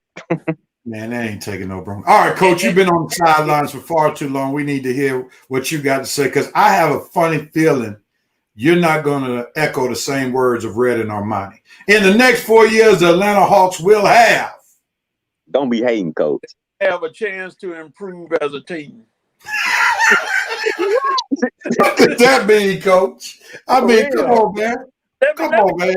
Give us some specifics. Will they have won a championship, Eastern Conference Finals? The Atlanta Hawks will have traded most of their team for other players and will not have an NBA championship. Look at this. From January 22nd, here's a proposed trade that somebody put up that they thought was going to happen. The Hawks were going to send a package that includes John Collins, Clint Capella, Okongwu, and a 2022 first-round pick to the Timberwolves for Karl Anthony Towns, Josh Okogie, and Naz Reid. Didn't happen. Since, people wanted to, everybody wants Karl Anthony Towns to be that dude to come there. That trade didn't happen. Would that trade have worked for the Hawks? I don't know if they would have been where they are now. I don't know if, Towns give you something. But now, look at your front line other than Karl Anthony Towns. You pretty much traded them away. Collins, Capella, and Okongwu. So, I just think the Hawks, and the person I keep saying, and I'll put his name out there, you can get him as a free agent for whatever, is DeRozan. Put DeRozan on that team, give me you another scorer, and possibly another player would help you big time. Well, go ahead. But I disagree with that. I'm not saying DeRozan couldn't help them. I don't think they need to invest in DeRozan because too much of their money is in the 2 and 3 position. What is up? Where the Hawks showed their deficiency in the playoffs. The major deficiency was when they did not get much production from the 4 and 5 position. So they need somebody at the 4 or 5 position, if not both, who can get buckets. What is so this? My question would be, and Red kind of answered the question with his cat, Karl Anthony Towns. I don't really think they need any more perimeter help. They need a scorer at the 4 and 5 position. Mm-hmm. That's really where they need what they need. So you agree with the player, you just don't know how we could get him. I don't agree. Right. I mean, I think Karl Anthony Towns would be a major addition to the Hawks. Now, to Coach's point, what do we have to give up to get him?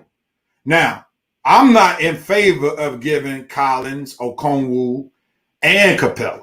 No way. They ain't gonna do that. I'll give Collins and Capella in a draft pick, but Okongwu needs to stay. No, and you ain't gonna stay. Travis is not trading. I'm gonna tell you something. The guys that Travis drafted, like Okongwu, it's gonna take a lot for him to give up him. So, and the way he played in the playoffs, he got a spot on the team. So you're right. It'll be Collins, who he didn't draft, CC, who he traded for, but to get our Karl Anthony Towns, man, we give up our 2 starting front court players for Cat. That would be, but hey, we make do with it because we just moved the big O to the 4, right? Right. You could. Okay, so yeah, I'm with that. Yes, if it take that, if they want CC and Collins, Herter, and a draft pick or 2 to get Cat, I'm down with that. I'll take that. All right, hold on, Red, because we broke into Coach's time. So Coach said they will be improving, and most of the players won't be on the roster. Any more you want to add to that, Coach? They won't win a championship in 4 years. I'm sorry. I just don't see enough at the bigs. Now, they make that trade. Sure, that speeds up the timeline, but I just don't see enough at the 4 and 5 that'll help the Hawks. And they rely on the 3-point shot. They hitting that 3. It's hard to beat them. But what happens when you don't? I heard a lot of hope this and if that and hope. You're not winning a championship on hope. Well, we're hypothetically speaking. So I understand that I don't trust them no kind of way. I don't think they're gonna win a championship either because they too driven by whatever. But you still got teams like you said, like Milwaukee. And those teams who are still going to be. So let's go back here. So we're speaking hypothetically. So Red is predicting the next 4 years Karl Anthony Towns is coming to the Atlanta Hawks. If the Atlanta Hawks get Karl Anthony Towns, they keep Okongwu, then what's your thoughts, Coach? No, that'll help. I agree. It'll help. Would that win them the championship? Would that win them the championship? Nope. Because I put the hypothetical. Unless Trae Young takes a little, somebody reaches in his head and snatches that ego out of his head, then yeah, that helps. But just like you said earlier for one of your notes, that game against Milwaukee where he decided, I'm going to take 3 shots. Unnecessary shots and get the ball away from Cam Reddish, who was dominating the game and just annihilating Milwaukee. He decided to take it upon himself to go down there and shoot the ball instead of looking for him. 3 empty possessions. Milwaukee scores on all of them. Say goodbye to the ball game. He had to get it out of his head that you're great, you're good, Trae, and nobody denying that. But stop getting your mindset in where you feel like you got to dominate the end of the game and instead of deferring to your teammates sometimes. All right, Red, you had last comment on this, and then we'll move forward. I disagree. You're using that one particular game when Trae was coming back off an injury, doing everything he can and trying to help us win. Okay, so he got a little greedy, played a little hero ball at the end. What point guard hasn't done that at one point? Has Russell, will you tell me Westbrook ain't ever done that? Exactly. So no, I'm sorry, I don't buy that. Trey is gonna continue to get better. Trey definitely know how to keep his teammates involved. Players like playing with Trey. The man league can dominate the league in assists and scoring. He is gonna get better. I'm not using that last game of the season when he came back, wasn't even 100% to say that's not the reason we're not gonna win championships. No, no. I think coaches trying to look for reasons we're not gonna win the championship. You out of It's not coming naturally. Are you serious? Yeah, because you really ain't said nothing valid and giving me a real good reason why you think we're not gonna win. You just using that game. So you think that okay, I'm the point guard. Are you looking at what Chris Paul is doing? Yeah. Do you see him trying to take over the ball game? Do you see him being a floor manager and helping his team? That was one game. How did Trey play the other game? One game of the year. He was coming back off an injury. He was trying to feel himself. He wasn't sure what he could do, but he was doing what he can. He doesn't play like that every time. Most of the time, he was completely healthy. Yeah. Let me interject real quick. Okay. I'm gonna say to a degree, Coach has a valid point. Let's remember, Trae Young has just become a household name. Mm-hmm. He just got on in the NBA, the national scene. Mm-hmm. All right. Pretty much during the playoffs. All right. Now, let's look at Trae's performances post being on the national scene. When they won game 1, everybody was talking about Trae. He had a horrible game 2. They lost game 3, and they lost Trae Young in game 3. They won without him in game 4. They lost without him game 5. He was hurt game 6, and they lost. So it's not like Trae Young has had this long ride in the national spotlight. Some could say, Red, to Coach's point,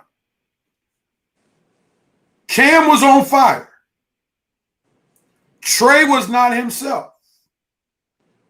It could be argued that Trae may have had a problem with Cam getting the shine.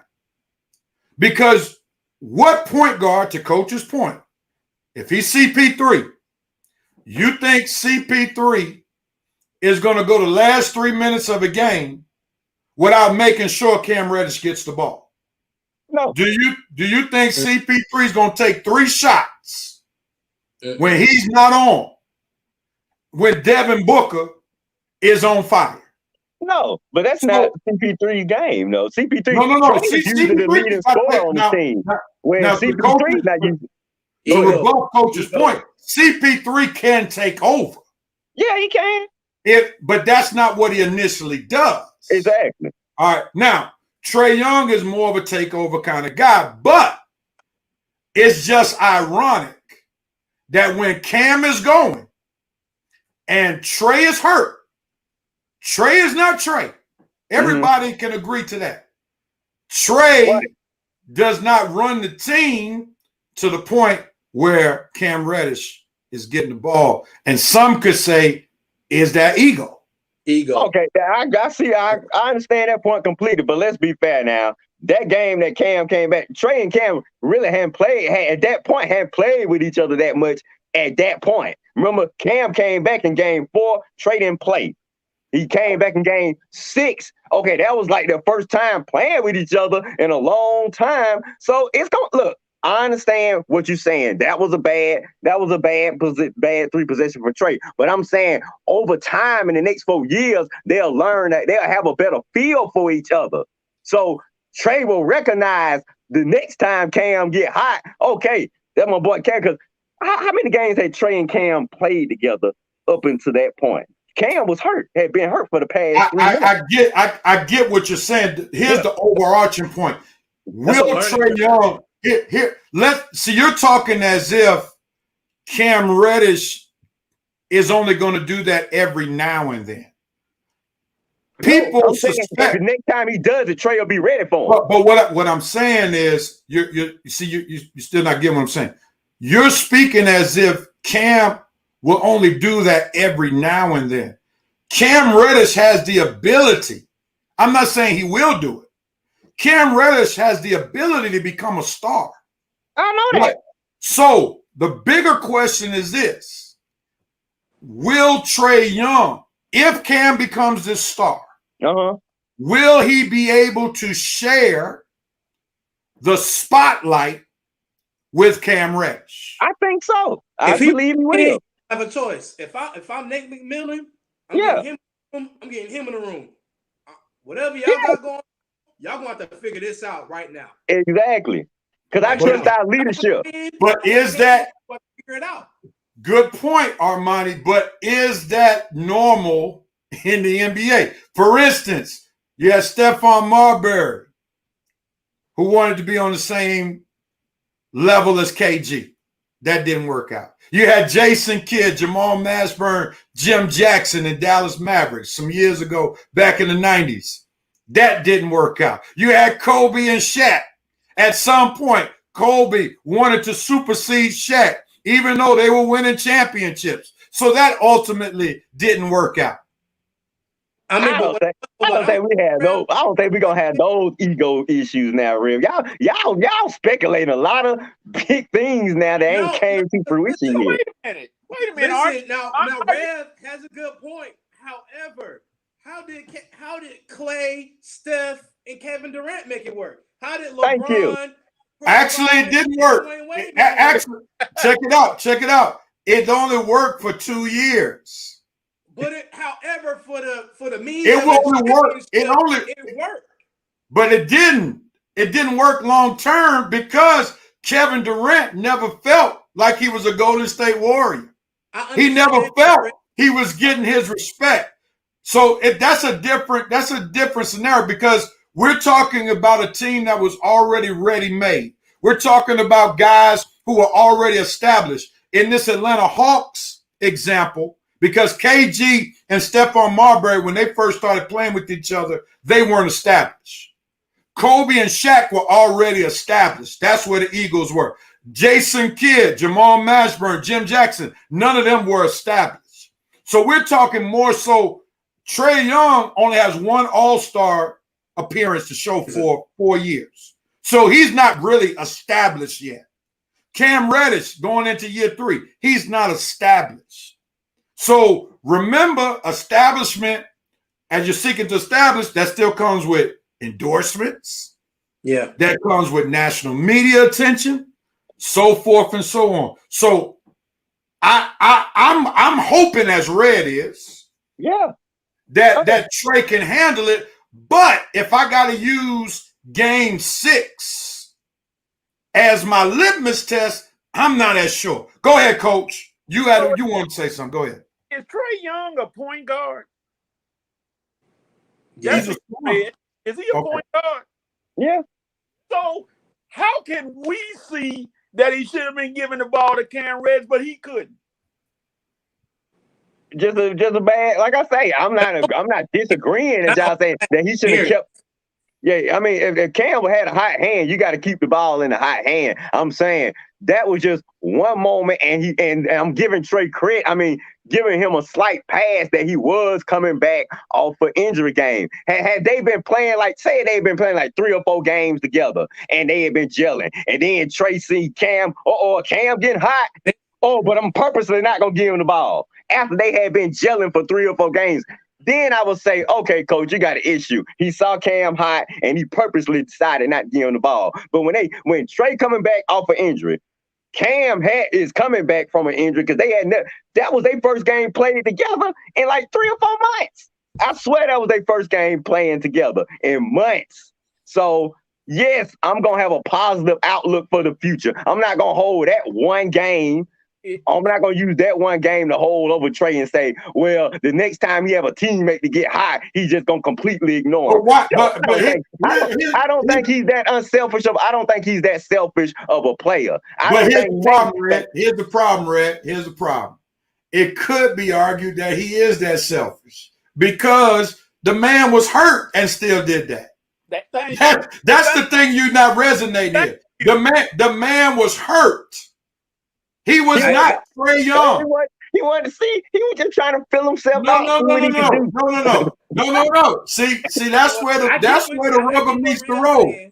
I understand what Rev and Coach are saying. That's why I said Nate McMillan gonna have to iron that out. Yeah, but I believe he will. I believe he will. It all depends. It all depends on how humble those guys stay. They are. I think they are humble. And the problem with Shine, Coach just won't bring drama to my team. The problem. No, I mean it's fair. It's fair. Okay. Because Rev, I'm looking at the stats now. Trae Young, 4 of 17, 0 of 6 from the 3-point line. So this game 6, this ain't a regular season game. Somewhere, if you a point guard, you got to strip that ego and say Cam Reddish, 7 for 12, 6 or 7 from the 3-point line. You got to strip that ego and say, I got to get this man the ball because he hot. I don't want to hear that junk about he young, he this, he that. Man, please, that's Trae Young. Ego taking place. I got to do what I got to do to win the game because I'm back instead of just deferring to his teammates. And Westbrook ain't never did that before. You always want to bring up Westbrook. He ain't got nothing to do with it. Don't bring it up. And Coach, nothing to do with what Trae Young out there shooting. Westbrook been to a championship. He been to the finals. So don't come with that. Westbrook has won NBA championship. Don't bring him in. Not one. Been there. That's okay. Trae Young. He didn't win it now. Since you want to say that. See, you go and bring it up something, but you want to talk about the real about Trae Young. He's got an ego, and until he can check that ego, they're not going anywhere. All right. Let's put a bow on that topic right there because we still got to talk about the NBA Finals. We got plenty more time to talk about the Atlanta Hawks during the offseason. So that was some good, heated discussion. I can't wait till we play the Wizards next year. I can see both sides of the story. I'm not going to say what coaches said is far-fetched. I'm not going to say what Red and Armani have said far-fetched. I can see the Hawks in the next 4 years accomplishing some major things. If they make the right move, get a good 4 or 5, I can see them possibly winning the championship as long as they don't get rid of the young pieces that they need, such as this is where a question we'll talk about another time. What pieces need to stay? What pieces need to go? We'll talk about that on another time. All right, with that being said, let's talk about the NBA Finals. And I want to apologize to Rev Nation because I failed us when we first started talking about basketball. And Vincent Woodruff, I'm going to hold you accountable because you didn't tell me to cue the Curtis Blow music. I apologize to everybody. Let's go. NBA Finals, Suns versus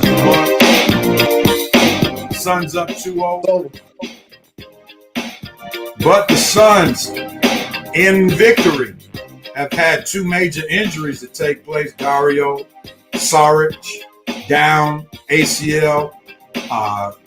Torrey Craig is down. We don't know how long he'll be out, but that's a major blow to their bench. 2 of their bench pieces are off. So now we're off to Milwaukee. Greek Freak has looked like the best Buck the past two games. The game 2, it didn't even look like he had a knee injury, but still the Milwaukee Bucks have come up short, and Drew Holiday and Chris Middleton have not played in the finals as well as they did in games 5 and 6 for the Milwaukee Bucks when the Milwaukee Bucks beat the Atlanta Hawks. So with that being said, let me just pose this question because we're pushed for time a little bit. Here's my question. By next Saturday, the NBA Finals will be ... That's the question because we do know Game 3 is tomorrow. Game 4 is on Wednesday, I believe. I'm sorry. Game 3 is tomorrow. Game 4 is on Wednesday. Game 5 is next Saturday. So here's the question. Again, and I messed this up.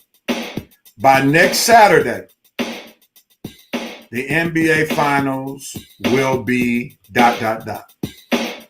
About to be over. About to be over. Over. Since they don't play Game 5 till Saturday night, right? Okay, it'll be over Saturday night. So you got the Suns in 5. I got the Suns in 5. I got Milwaukee going home. They're gonna lose tomorrow. They'll win Wednesday to save face. You don't want to get swept in front of your fans, so they'll win that Game 4 to save face. But they're gonna be over with on next Saturday. See, they not coming back. They're not coming back to Phoenix up 3-1 and losing. I'm telling you that right now. Okay. All right. Now, why do the Bucks split in Milwaukee? Who said they're gonna split? You said they're gonna split Milwaukee. Why do they split? You mean why they gonna win that one game? Yeah. Oh, well, just out of respect. I mean, Suns might have one off night, and that night, I think they'd be like, man, we up 3-1. I ain't gonna even waste all the energy. If the Bucks want it, let them have it. We know we going home up 3-1. We know we gonna take care of business then. I just don't see the Suns trying that hard after they get up 3-0. That Game 4 game, that's gonna be a game for the Bucks to win if they want it. Now, if they don't want it, the Suns will win by default. Then it'll be over with on Wednesday night. But Mark, make no mistake about it. This series is over with in 5 games. Okay, now since Red has a major influence on Armani, I'm going to hold off on going to Armani because I want him to hear what Coach has to say first to see if he's persuaded one way or another. Coach, we're coming to you, sir.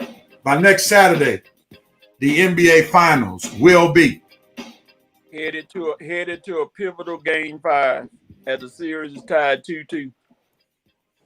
Wow. Explain why the series will be tied, why the Bucks will win both games in Milwaukee. As they just been talking about, Chris Middleton, his game picks up in Milwaukee. He gets those fans behind him. His game picks up, and you're not gonna have. And I don't think Drew Holiday is gonna play that bad in the next few games of this series. He's been struggling. I don't think he's gonna play that bad. And somewhere or another, they're gonna figure out that Suns offense and the injury to Cross, that's gonna hurt the Suns. Craig.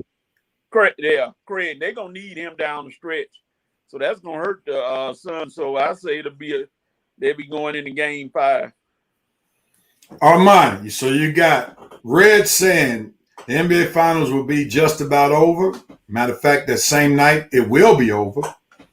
According to Red, Coach says by next Saturday the series will be tied, going into a pivotal Game 5. Who you agree with? He afraid to say Red. Go ahead, say Red. Red, you said the influence, but I knew this before. I knew this before Red even said anything. Because I don't believe in I don't believe in the Bucks. I don't believe in Giannis. I don't believe in the Bucks. I don't think as a team, I don't think they're ready for those bright lights. So I mean, I'm gonna go with the Suns at 5 just to save face for TV rating and stuff like that. You know, they're not gonna get swept in front of their own fans, but this is it's CP3's year. I mean, that's all I'm gonna say. It's his time, and it's time. So it's his time. So this is directed to you and Red. The injuries to Sark and Craig, which shortens the Suns' bench even more, doesn't give any room for pause in your prediction? Give a little room for Paul, but I think Monty Williams will make the proper adjustments. I mean, they just need 2 more games. I think. I mean, you still got CP3 Booker. You still got Crowder. You still got Ayton. So who you got on the bench? Because we know Ayton can't play an entire game. CP3 can't play an entire game. So who you got coming off the bench? You got the light-skinned guy with the afro. I think, Josh Jackson? Cameron Johnson.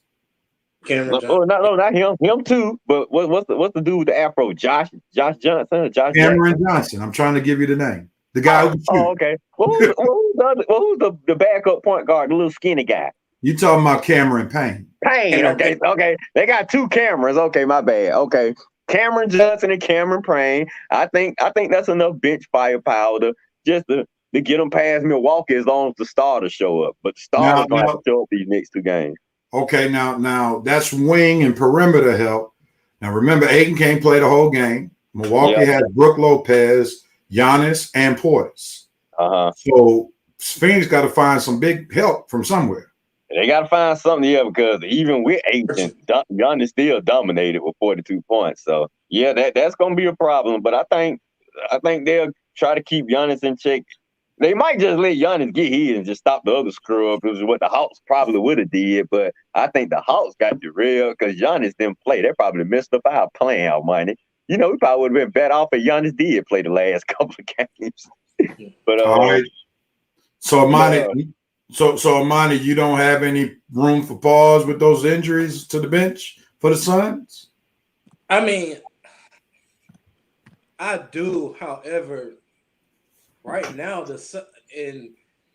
this point, because the Suns are carrying the momentum right now, you want to look in your bench and be like, look, these 2 guys are out. You want to do a little bit of soul searching. Be like, hey, all we need y'all to go there and do is a little bit of management until our starters can get rest up and get back out there. Don't try and go out there and do too much.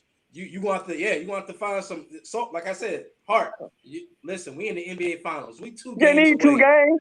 Y'all both better step up. I don't care who you are, scrub, whatever scrub on that bench. You better get your butt in that game and play. We just need 2 games. We 2 wins away from the finals. Whoever on that bench, you better have some heart. You want to win a ring, dog it. You know what I mean? You know how much money, fame, and fortune, women gonna be waiting on you if you get these 2 wins. That should be enough motivation for anybody on that Suns bench. Well, like Red, said, you better do some soul searching. Red, it's not that simple just to win 2 games. If it were, people would be winning it all day and every day. I know, Real. We just trying to talk these boys to it. We're trying to coach them up. If the Suns win when they play tomorrow, they play tonight or tomorrow. Yeah. Tomorrow, Sunday. So if they win tomorrow, they got honestly they need to win 1 more game and be like I'm telling you right now. If the Suns win tomorrow, Real, I don't care who they got on that bench. It's over with. Yeah, if the Suns go up 3-0, it's over. But you all are saying it's over now in 5 at least. At least, yeah. Okay. All right, Coach. Any other comments on that? Are you done? I'm done. I just think Milwaukee has been down before, so they know how to handle the situation where they've been down like this before, and they're going home. So now's their time. They don't feel like it's over with. Like Giannis said, Drew Holiday is gonna get better, and they're not gonna go out like that. So hey, they're gonna make a run. All right, so we've already gotten Armani and Red's prediction because they said it's over in 5. You predicted that it'll be tied. So as of today, who wins the series for you, Coach?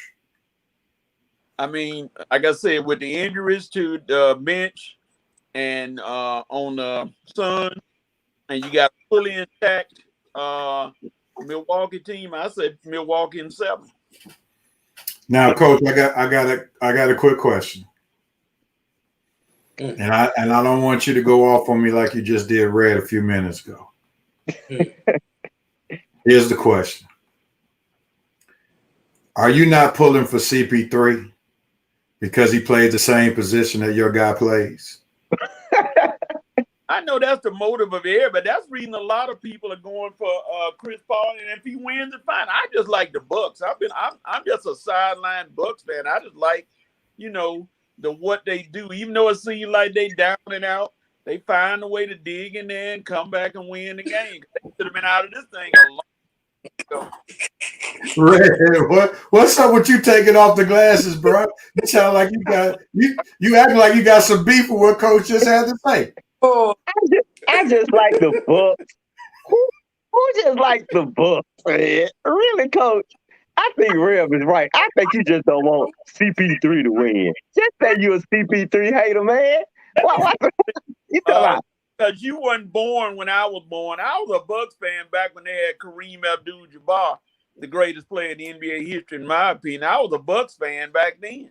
Now, So, coach. Now, I agree. You love Lou Alcindor, who is now Kareem Abdul-Jabbar.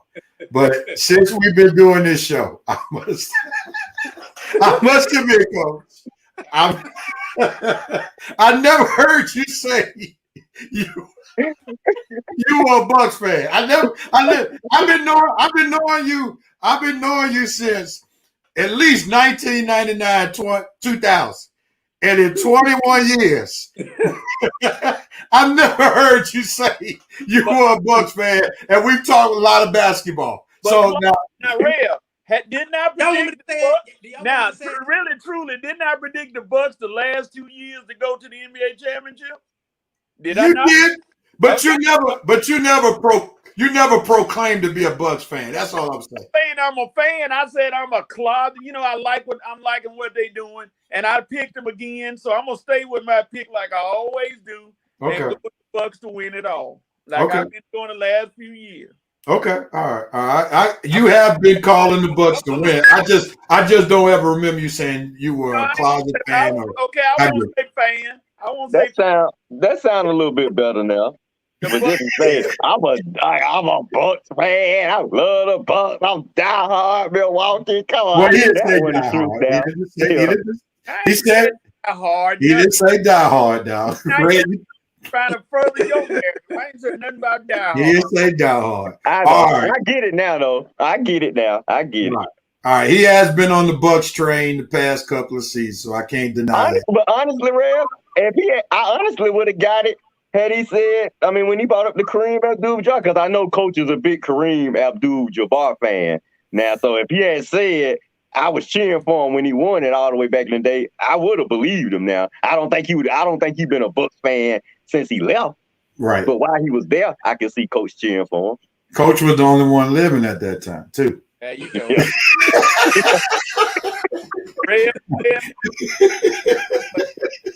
I don't remember seeing the Bucks playing in the championship. I don't remember. Me neither, man. What year was that, Coach, when they won? Coach, what year was that? 71, I think. Or 74. Coach, what year was that? Huh? What year was that when Lou Alcindor and Oscar Robertson won the championship? 74. Yeah, you were the only one that was born on the panel at that time. So in other words, Coach said, I was a closet Bucks fan before y'all were even born. So don't try me. Let me do this. Let me just. Vincent killing him. He said Laverne and Shirley when he. Well, you right about that because Laverne is a diehard Lakers fan. Rest in peace, Penny Marshall. Yeah, she was. She sure was. All right, gentlemen. Coach, real quickly. Maurice Thrower said he was born in 74, but I don't think you were watching the Bucks in Bucks series. I don't think you were watching it in the crib. But anyway, Coach was a good teenager by then, wasn't he? See that? You know what? All right, Coach.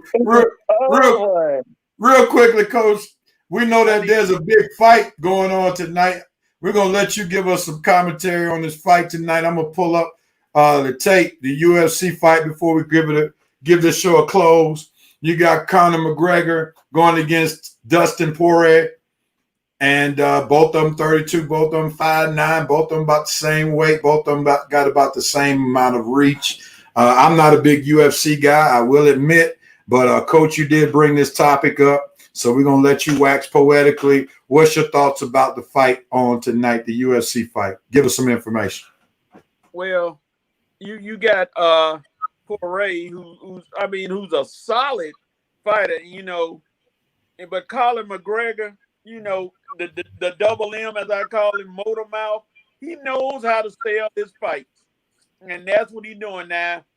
Here's the thing for McGregor: everybody knows he's a big mouth, but if he loses to Poirier for the second time in the last 6 months, he will be a joke.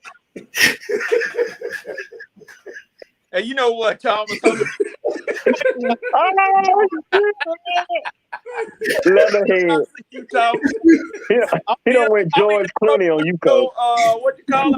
One of your raccoon rodeo roundups one day. I'm gonna knock you side.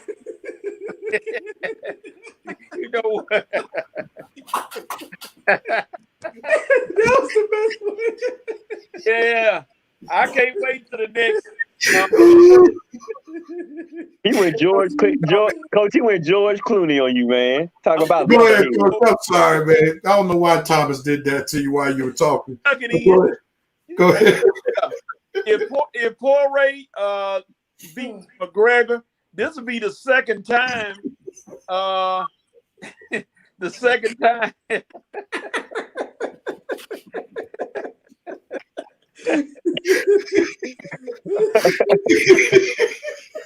Coach, now you know how I feel. That's how I feel when I be trying to talk, and they try to crack when I be trying to talk. Yeah. See that you. All right. They don't win Tecmo ball. They don't win Tecmo ball on you, Coach. Stop laughing. I'm gonna predict McGregor to pull out the win. I'm gonna put you on the screen by yourself so you get through that. Go ahead, Coach. No, because I'm gonna see it on my screen too. And I said, yeah. What's it? Goodbye. I can't go on to the next topic. It's over. I think I answer. I think Dustin. I think Dustin might. No student body. No student body left and right. Oh man. Oh man. Go ahead, man. Okay, man. It's good. Oh shit. Okay. I'm gonna try to get through this real quick because I see the skies. I'm not gonna put any more comments on the screen till the end until you get through. Go ahead. He need to be stopped. If like I said, Poirier beats him for the second time, this will be the second time in 6 months. And McGregor's so-called legacy of being a great fighter will be pretty much in dust.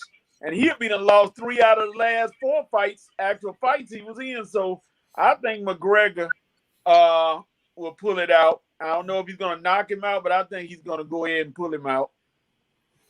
Red, you got something you want to add? Yeah, I think I'm gonna go the opposite of with Dustin, just so we can see the fallout from McGregor. He running his mouth. He talk, got more bark than bite. Like you say, last few fights he don't paid in, it's been more bark than bite. So, and the last time he fought Dustin, it's been a lot of bark. So, when he gonna actually bite somebody, Connor? You didn't bite Floyd, but Coach, right? He got a good shot to win tonight. I'm just gonna go with Dustin because Dustin been the more consistent. Honestly, Dustin been the more consistent fighter the last few months. Anyway, so I'm gonna go with the consistency. I'm gonna go with Dustin to expose Conor once again and have the UFC world just talking up a storm because Coach is right. Conor lose this fight. Ooh, boy, they're gonna start thinking some things about him, and I want to see it. I want to hear it. So let's go, Dustin. All right, man. I had to wait for y'all to get through this because they got some more coach jokes. Real. Coach got Hey, Real. Hold on right quick. We got one more. Don't do that one. Oh, not that one. Coach went to grade school with Curly. Oh man. Lambeau Field. Lord have mercy. Coach gave him that nickname.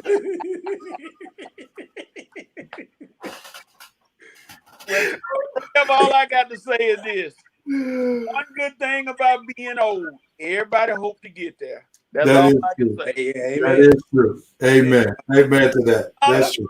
Thomas, you young whippersnapper, let me tell you something. Like I said, I'm coming to your next possum pecan production, and then I'm going to come up there and I'm going to knock you in the water or something. You get ready. But this got to be the oldest joke award, right? This one right here, though. Y'all forget. No, what's the next one? He said he posted for a Heisman Trophy. Yeah, he posted. He's saying Coach is Doak Walker now, man. Vincent said Coach posed for the Heisman Trophy. I got something for y'all. Just wait, you two. That's what I got something for y'all. They showing love for you, I Coach. love y'all, but I'm gonna love waiting next week. I got a surprise for both of you two. You just wait. All right, man. Let's conclude this show, man. I didn't mean to laugh that hard, man. I almost broke a blood vessel in my. It was funny. They open up. As soon as you said old, they were on top of it. That's just man. They were on top of it. They were listening hard, that's for sure. And then they just jumped right in. I gave them a sophomore pick. They do this every week, Coach. It's a different guy. Every 1 week it was my week. This week it was your week. It'll probably be Rev or Shelby the next week. And how can y'all grade Rev a pass with his No, they got me. They got me with the cricket. Oh, okay. Yeah, they got me with the cricket and all that stuff. Yeah, and like I say, they get everybody. It ain't nobody's immune from the clowning. You ain't lying about that. No, they ain't got Shelby yet. No, they hadn't. Well, they in love with. I told them they in love with Shelby. I tried to tell them all of them like Shelby, and they tried to deny it on me. That turned out to be for Shelby. I've been here longer than most of them. But don't worry, Coach. I handle Shelby myself. All right. Who has the right to do what, when, where, how? The Rebel Night Nation, they've already started. I didn't want to keep posting theirs before they heard ours. So who has the right to do what, when, where, how? Braves, you got a right to win these next 2 games and to finally get over 500 for the first time this season. That's why you're probably not going to do it. But win today, win tomorrow, you'll be over 500 for the first time all year long, and we in July. Lord have mercy, that's pathetic. But you have a right to win the next 2 games, Braves. All right. Who has next? Major League Baseball, you have the right to try to actually make the All-Star game interesting for people to watch, because 3 more people dropped out this week from the All-Star game, and it's becoming like we don't really want to play. So, it's time. Here. Oh, okay. Armani, who has the right to do what, when, where, how? Sons, what my dude in Mortal Kombat said, finish them. You have the right to go ahead and finish off the Bucks, man. Just go ahead and just put a fork in them. They done. That was great. I'm going to say, Bucks, if you love Coach Bud and if you want him to be your coach next year, you have the right to win at least 2 games. Because if you get swept, Coach Bud might get swept out of a job. Oh, man. Let's see how much y'all love Coach Bud. You think he'd get fired if they lose in 5? I think I'm not sure about 5. I think definitely if they get swept. If they get swept, I thought he saved his job by beating the Hawks. I guess not. I think some management will say he got a pass because Trae Young got hurt. He got a pass because of the Nets being hurt. So when they had a chance to beat a team at full strength, even though Giannis went down, they fell short. So I think that can be held against them. Wow. All right. Vincent Woodruff said, Tokyo, you have the right to figure out this Olympic Games out. Don't blow it. The world is literally watching. I won't be in Rebel Night Nation. My peeps need to hold it down next week. Have a great week. Look, we're gonna miss you, brother. You made up for not being here next week, this week. That's for sure. Yeah, exactly. Coach, save mine for the week after. I won't be here next week. Maurice Thrower says, I have the right to celebrate my birthday on Monday. Happy birthday, Happy birthday. Maurice Thrower. Enjoy your special day, bro. Enjoy your special day. Happy birthday, buddy. Don't put the next one on there. And y'all see Red. Y'all see Red was trying to throw shade at me. They got me. They letting Red remember. They got him. They got me on my AOL server. That ain't. Yeah. I'm just trying to make sure. Now brace yourself, gentlemen, for this one. Brace yourself for this one, gentlemen. Here we go. We have a right to know Coach has an uncle. Here we go. No, he's still standing in line waiting to meet the big guy. Here's this next one. Even worse.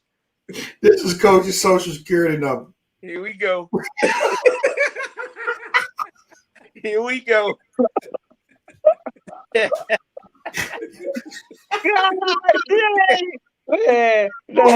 kill it. That's good. Oh my goodness. That was good. Oh, all right. IOC, you have the right to change the rules. Weed apparently is not an enhancer. Coach, my ride is pulling up, but I'm heading to the Beaver and Badger Tap Dance Tournament in Pasquala, Mississippi. Of course, Rev, that's Pascagoula. Man, I don't know how to pronounce them crazy names in Mississippi. All right. Wherever in Mississippi that is, Coach can tell you after the show. I have no clue where that is. Coach said it perfectly. I butchered today because I ain't never heard of it. Baby, down on the coast. Okay. All right. Well, man, thank y'all for giving us a great show. We enjoyed it as usual. Thank you, Armani, for joining us and standing up for yourself. You let Shelby have it, man. We'll see if she'll come back with some more shade next week when she comes back. But everybody, man, have a great day. We appreciate it. Episode 7 is in the books. 197. So we're almost close to that milestone show. Thank you for watching. Episode 197. 6 or 7? 197. 197. Thank y'all for watching 197. And hopefully you'll be back next week, Vincent. We understand you got to go. Thanks for giving us the heads up, man. Holla at you all next week. Be blessed, everybody. Have a great weekend.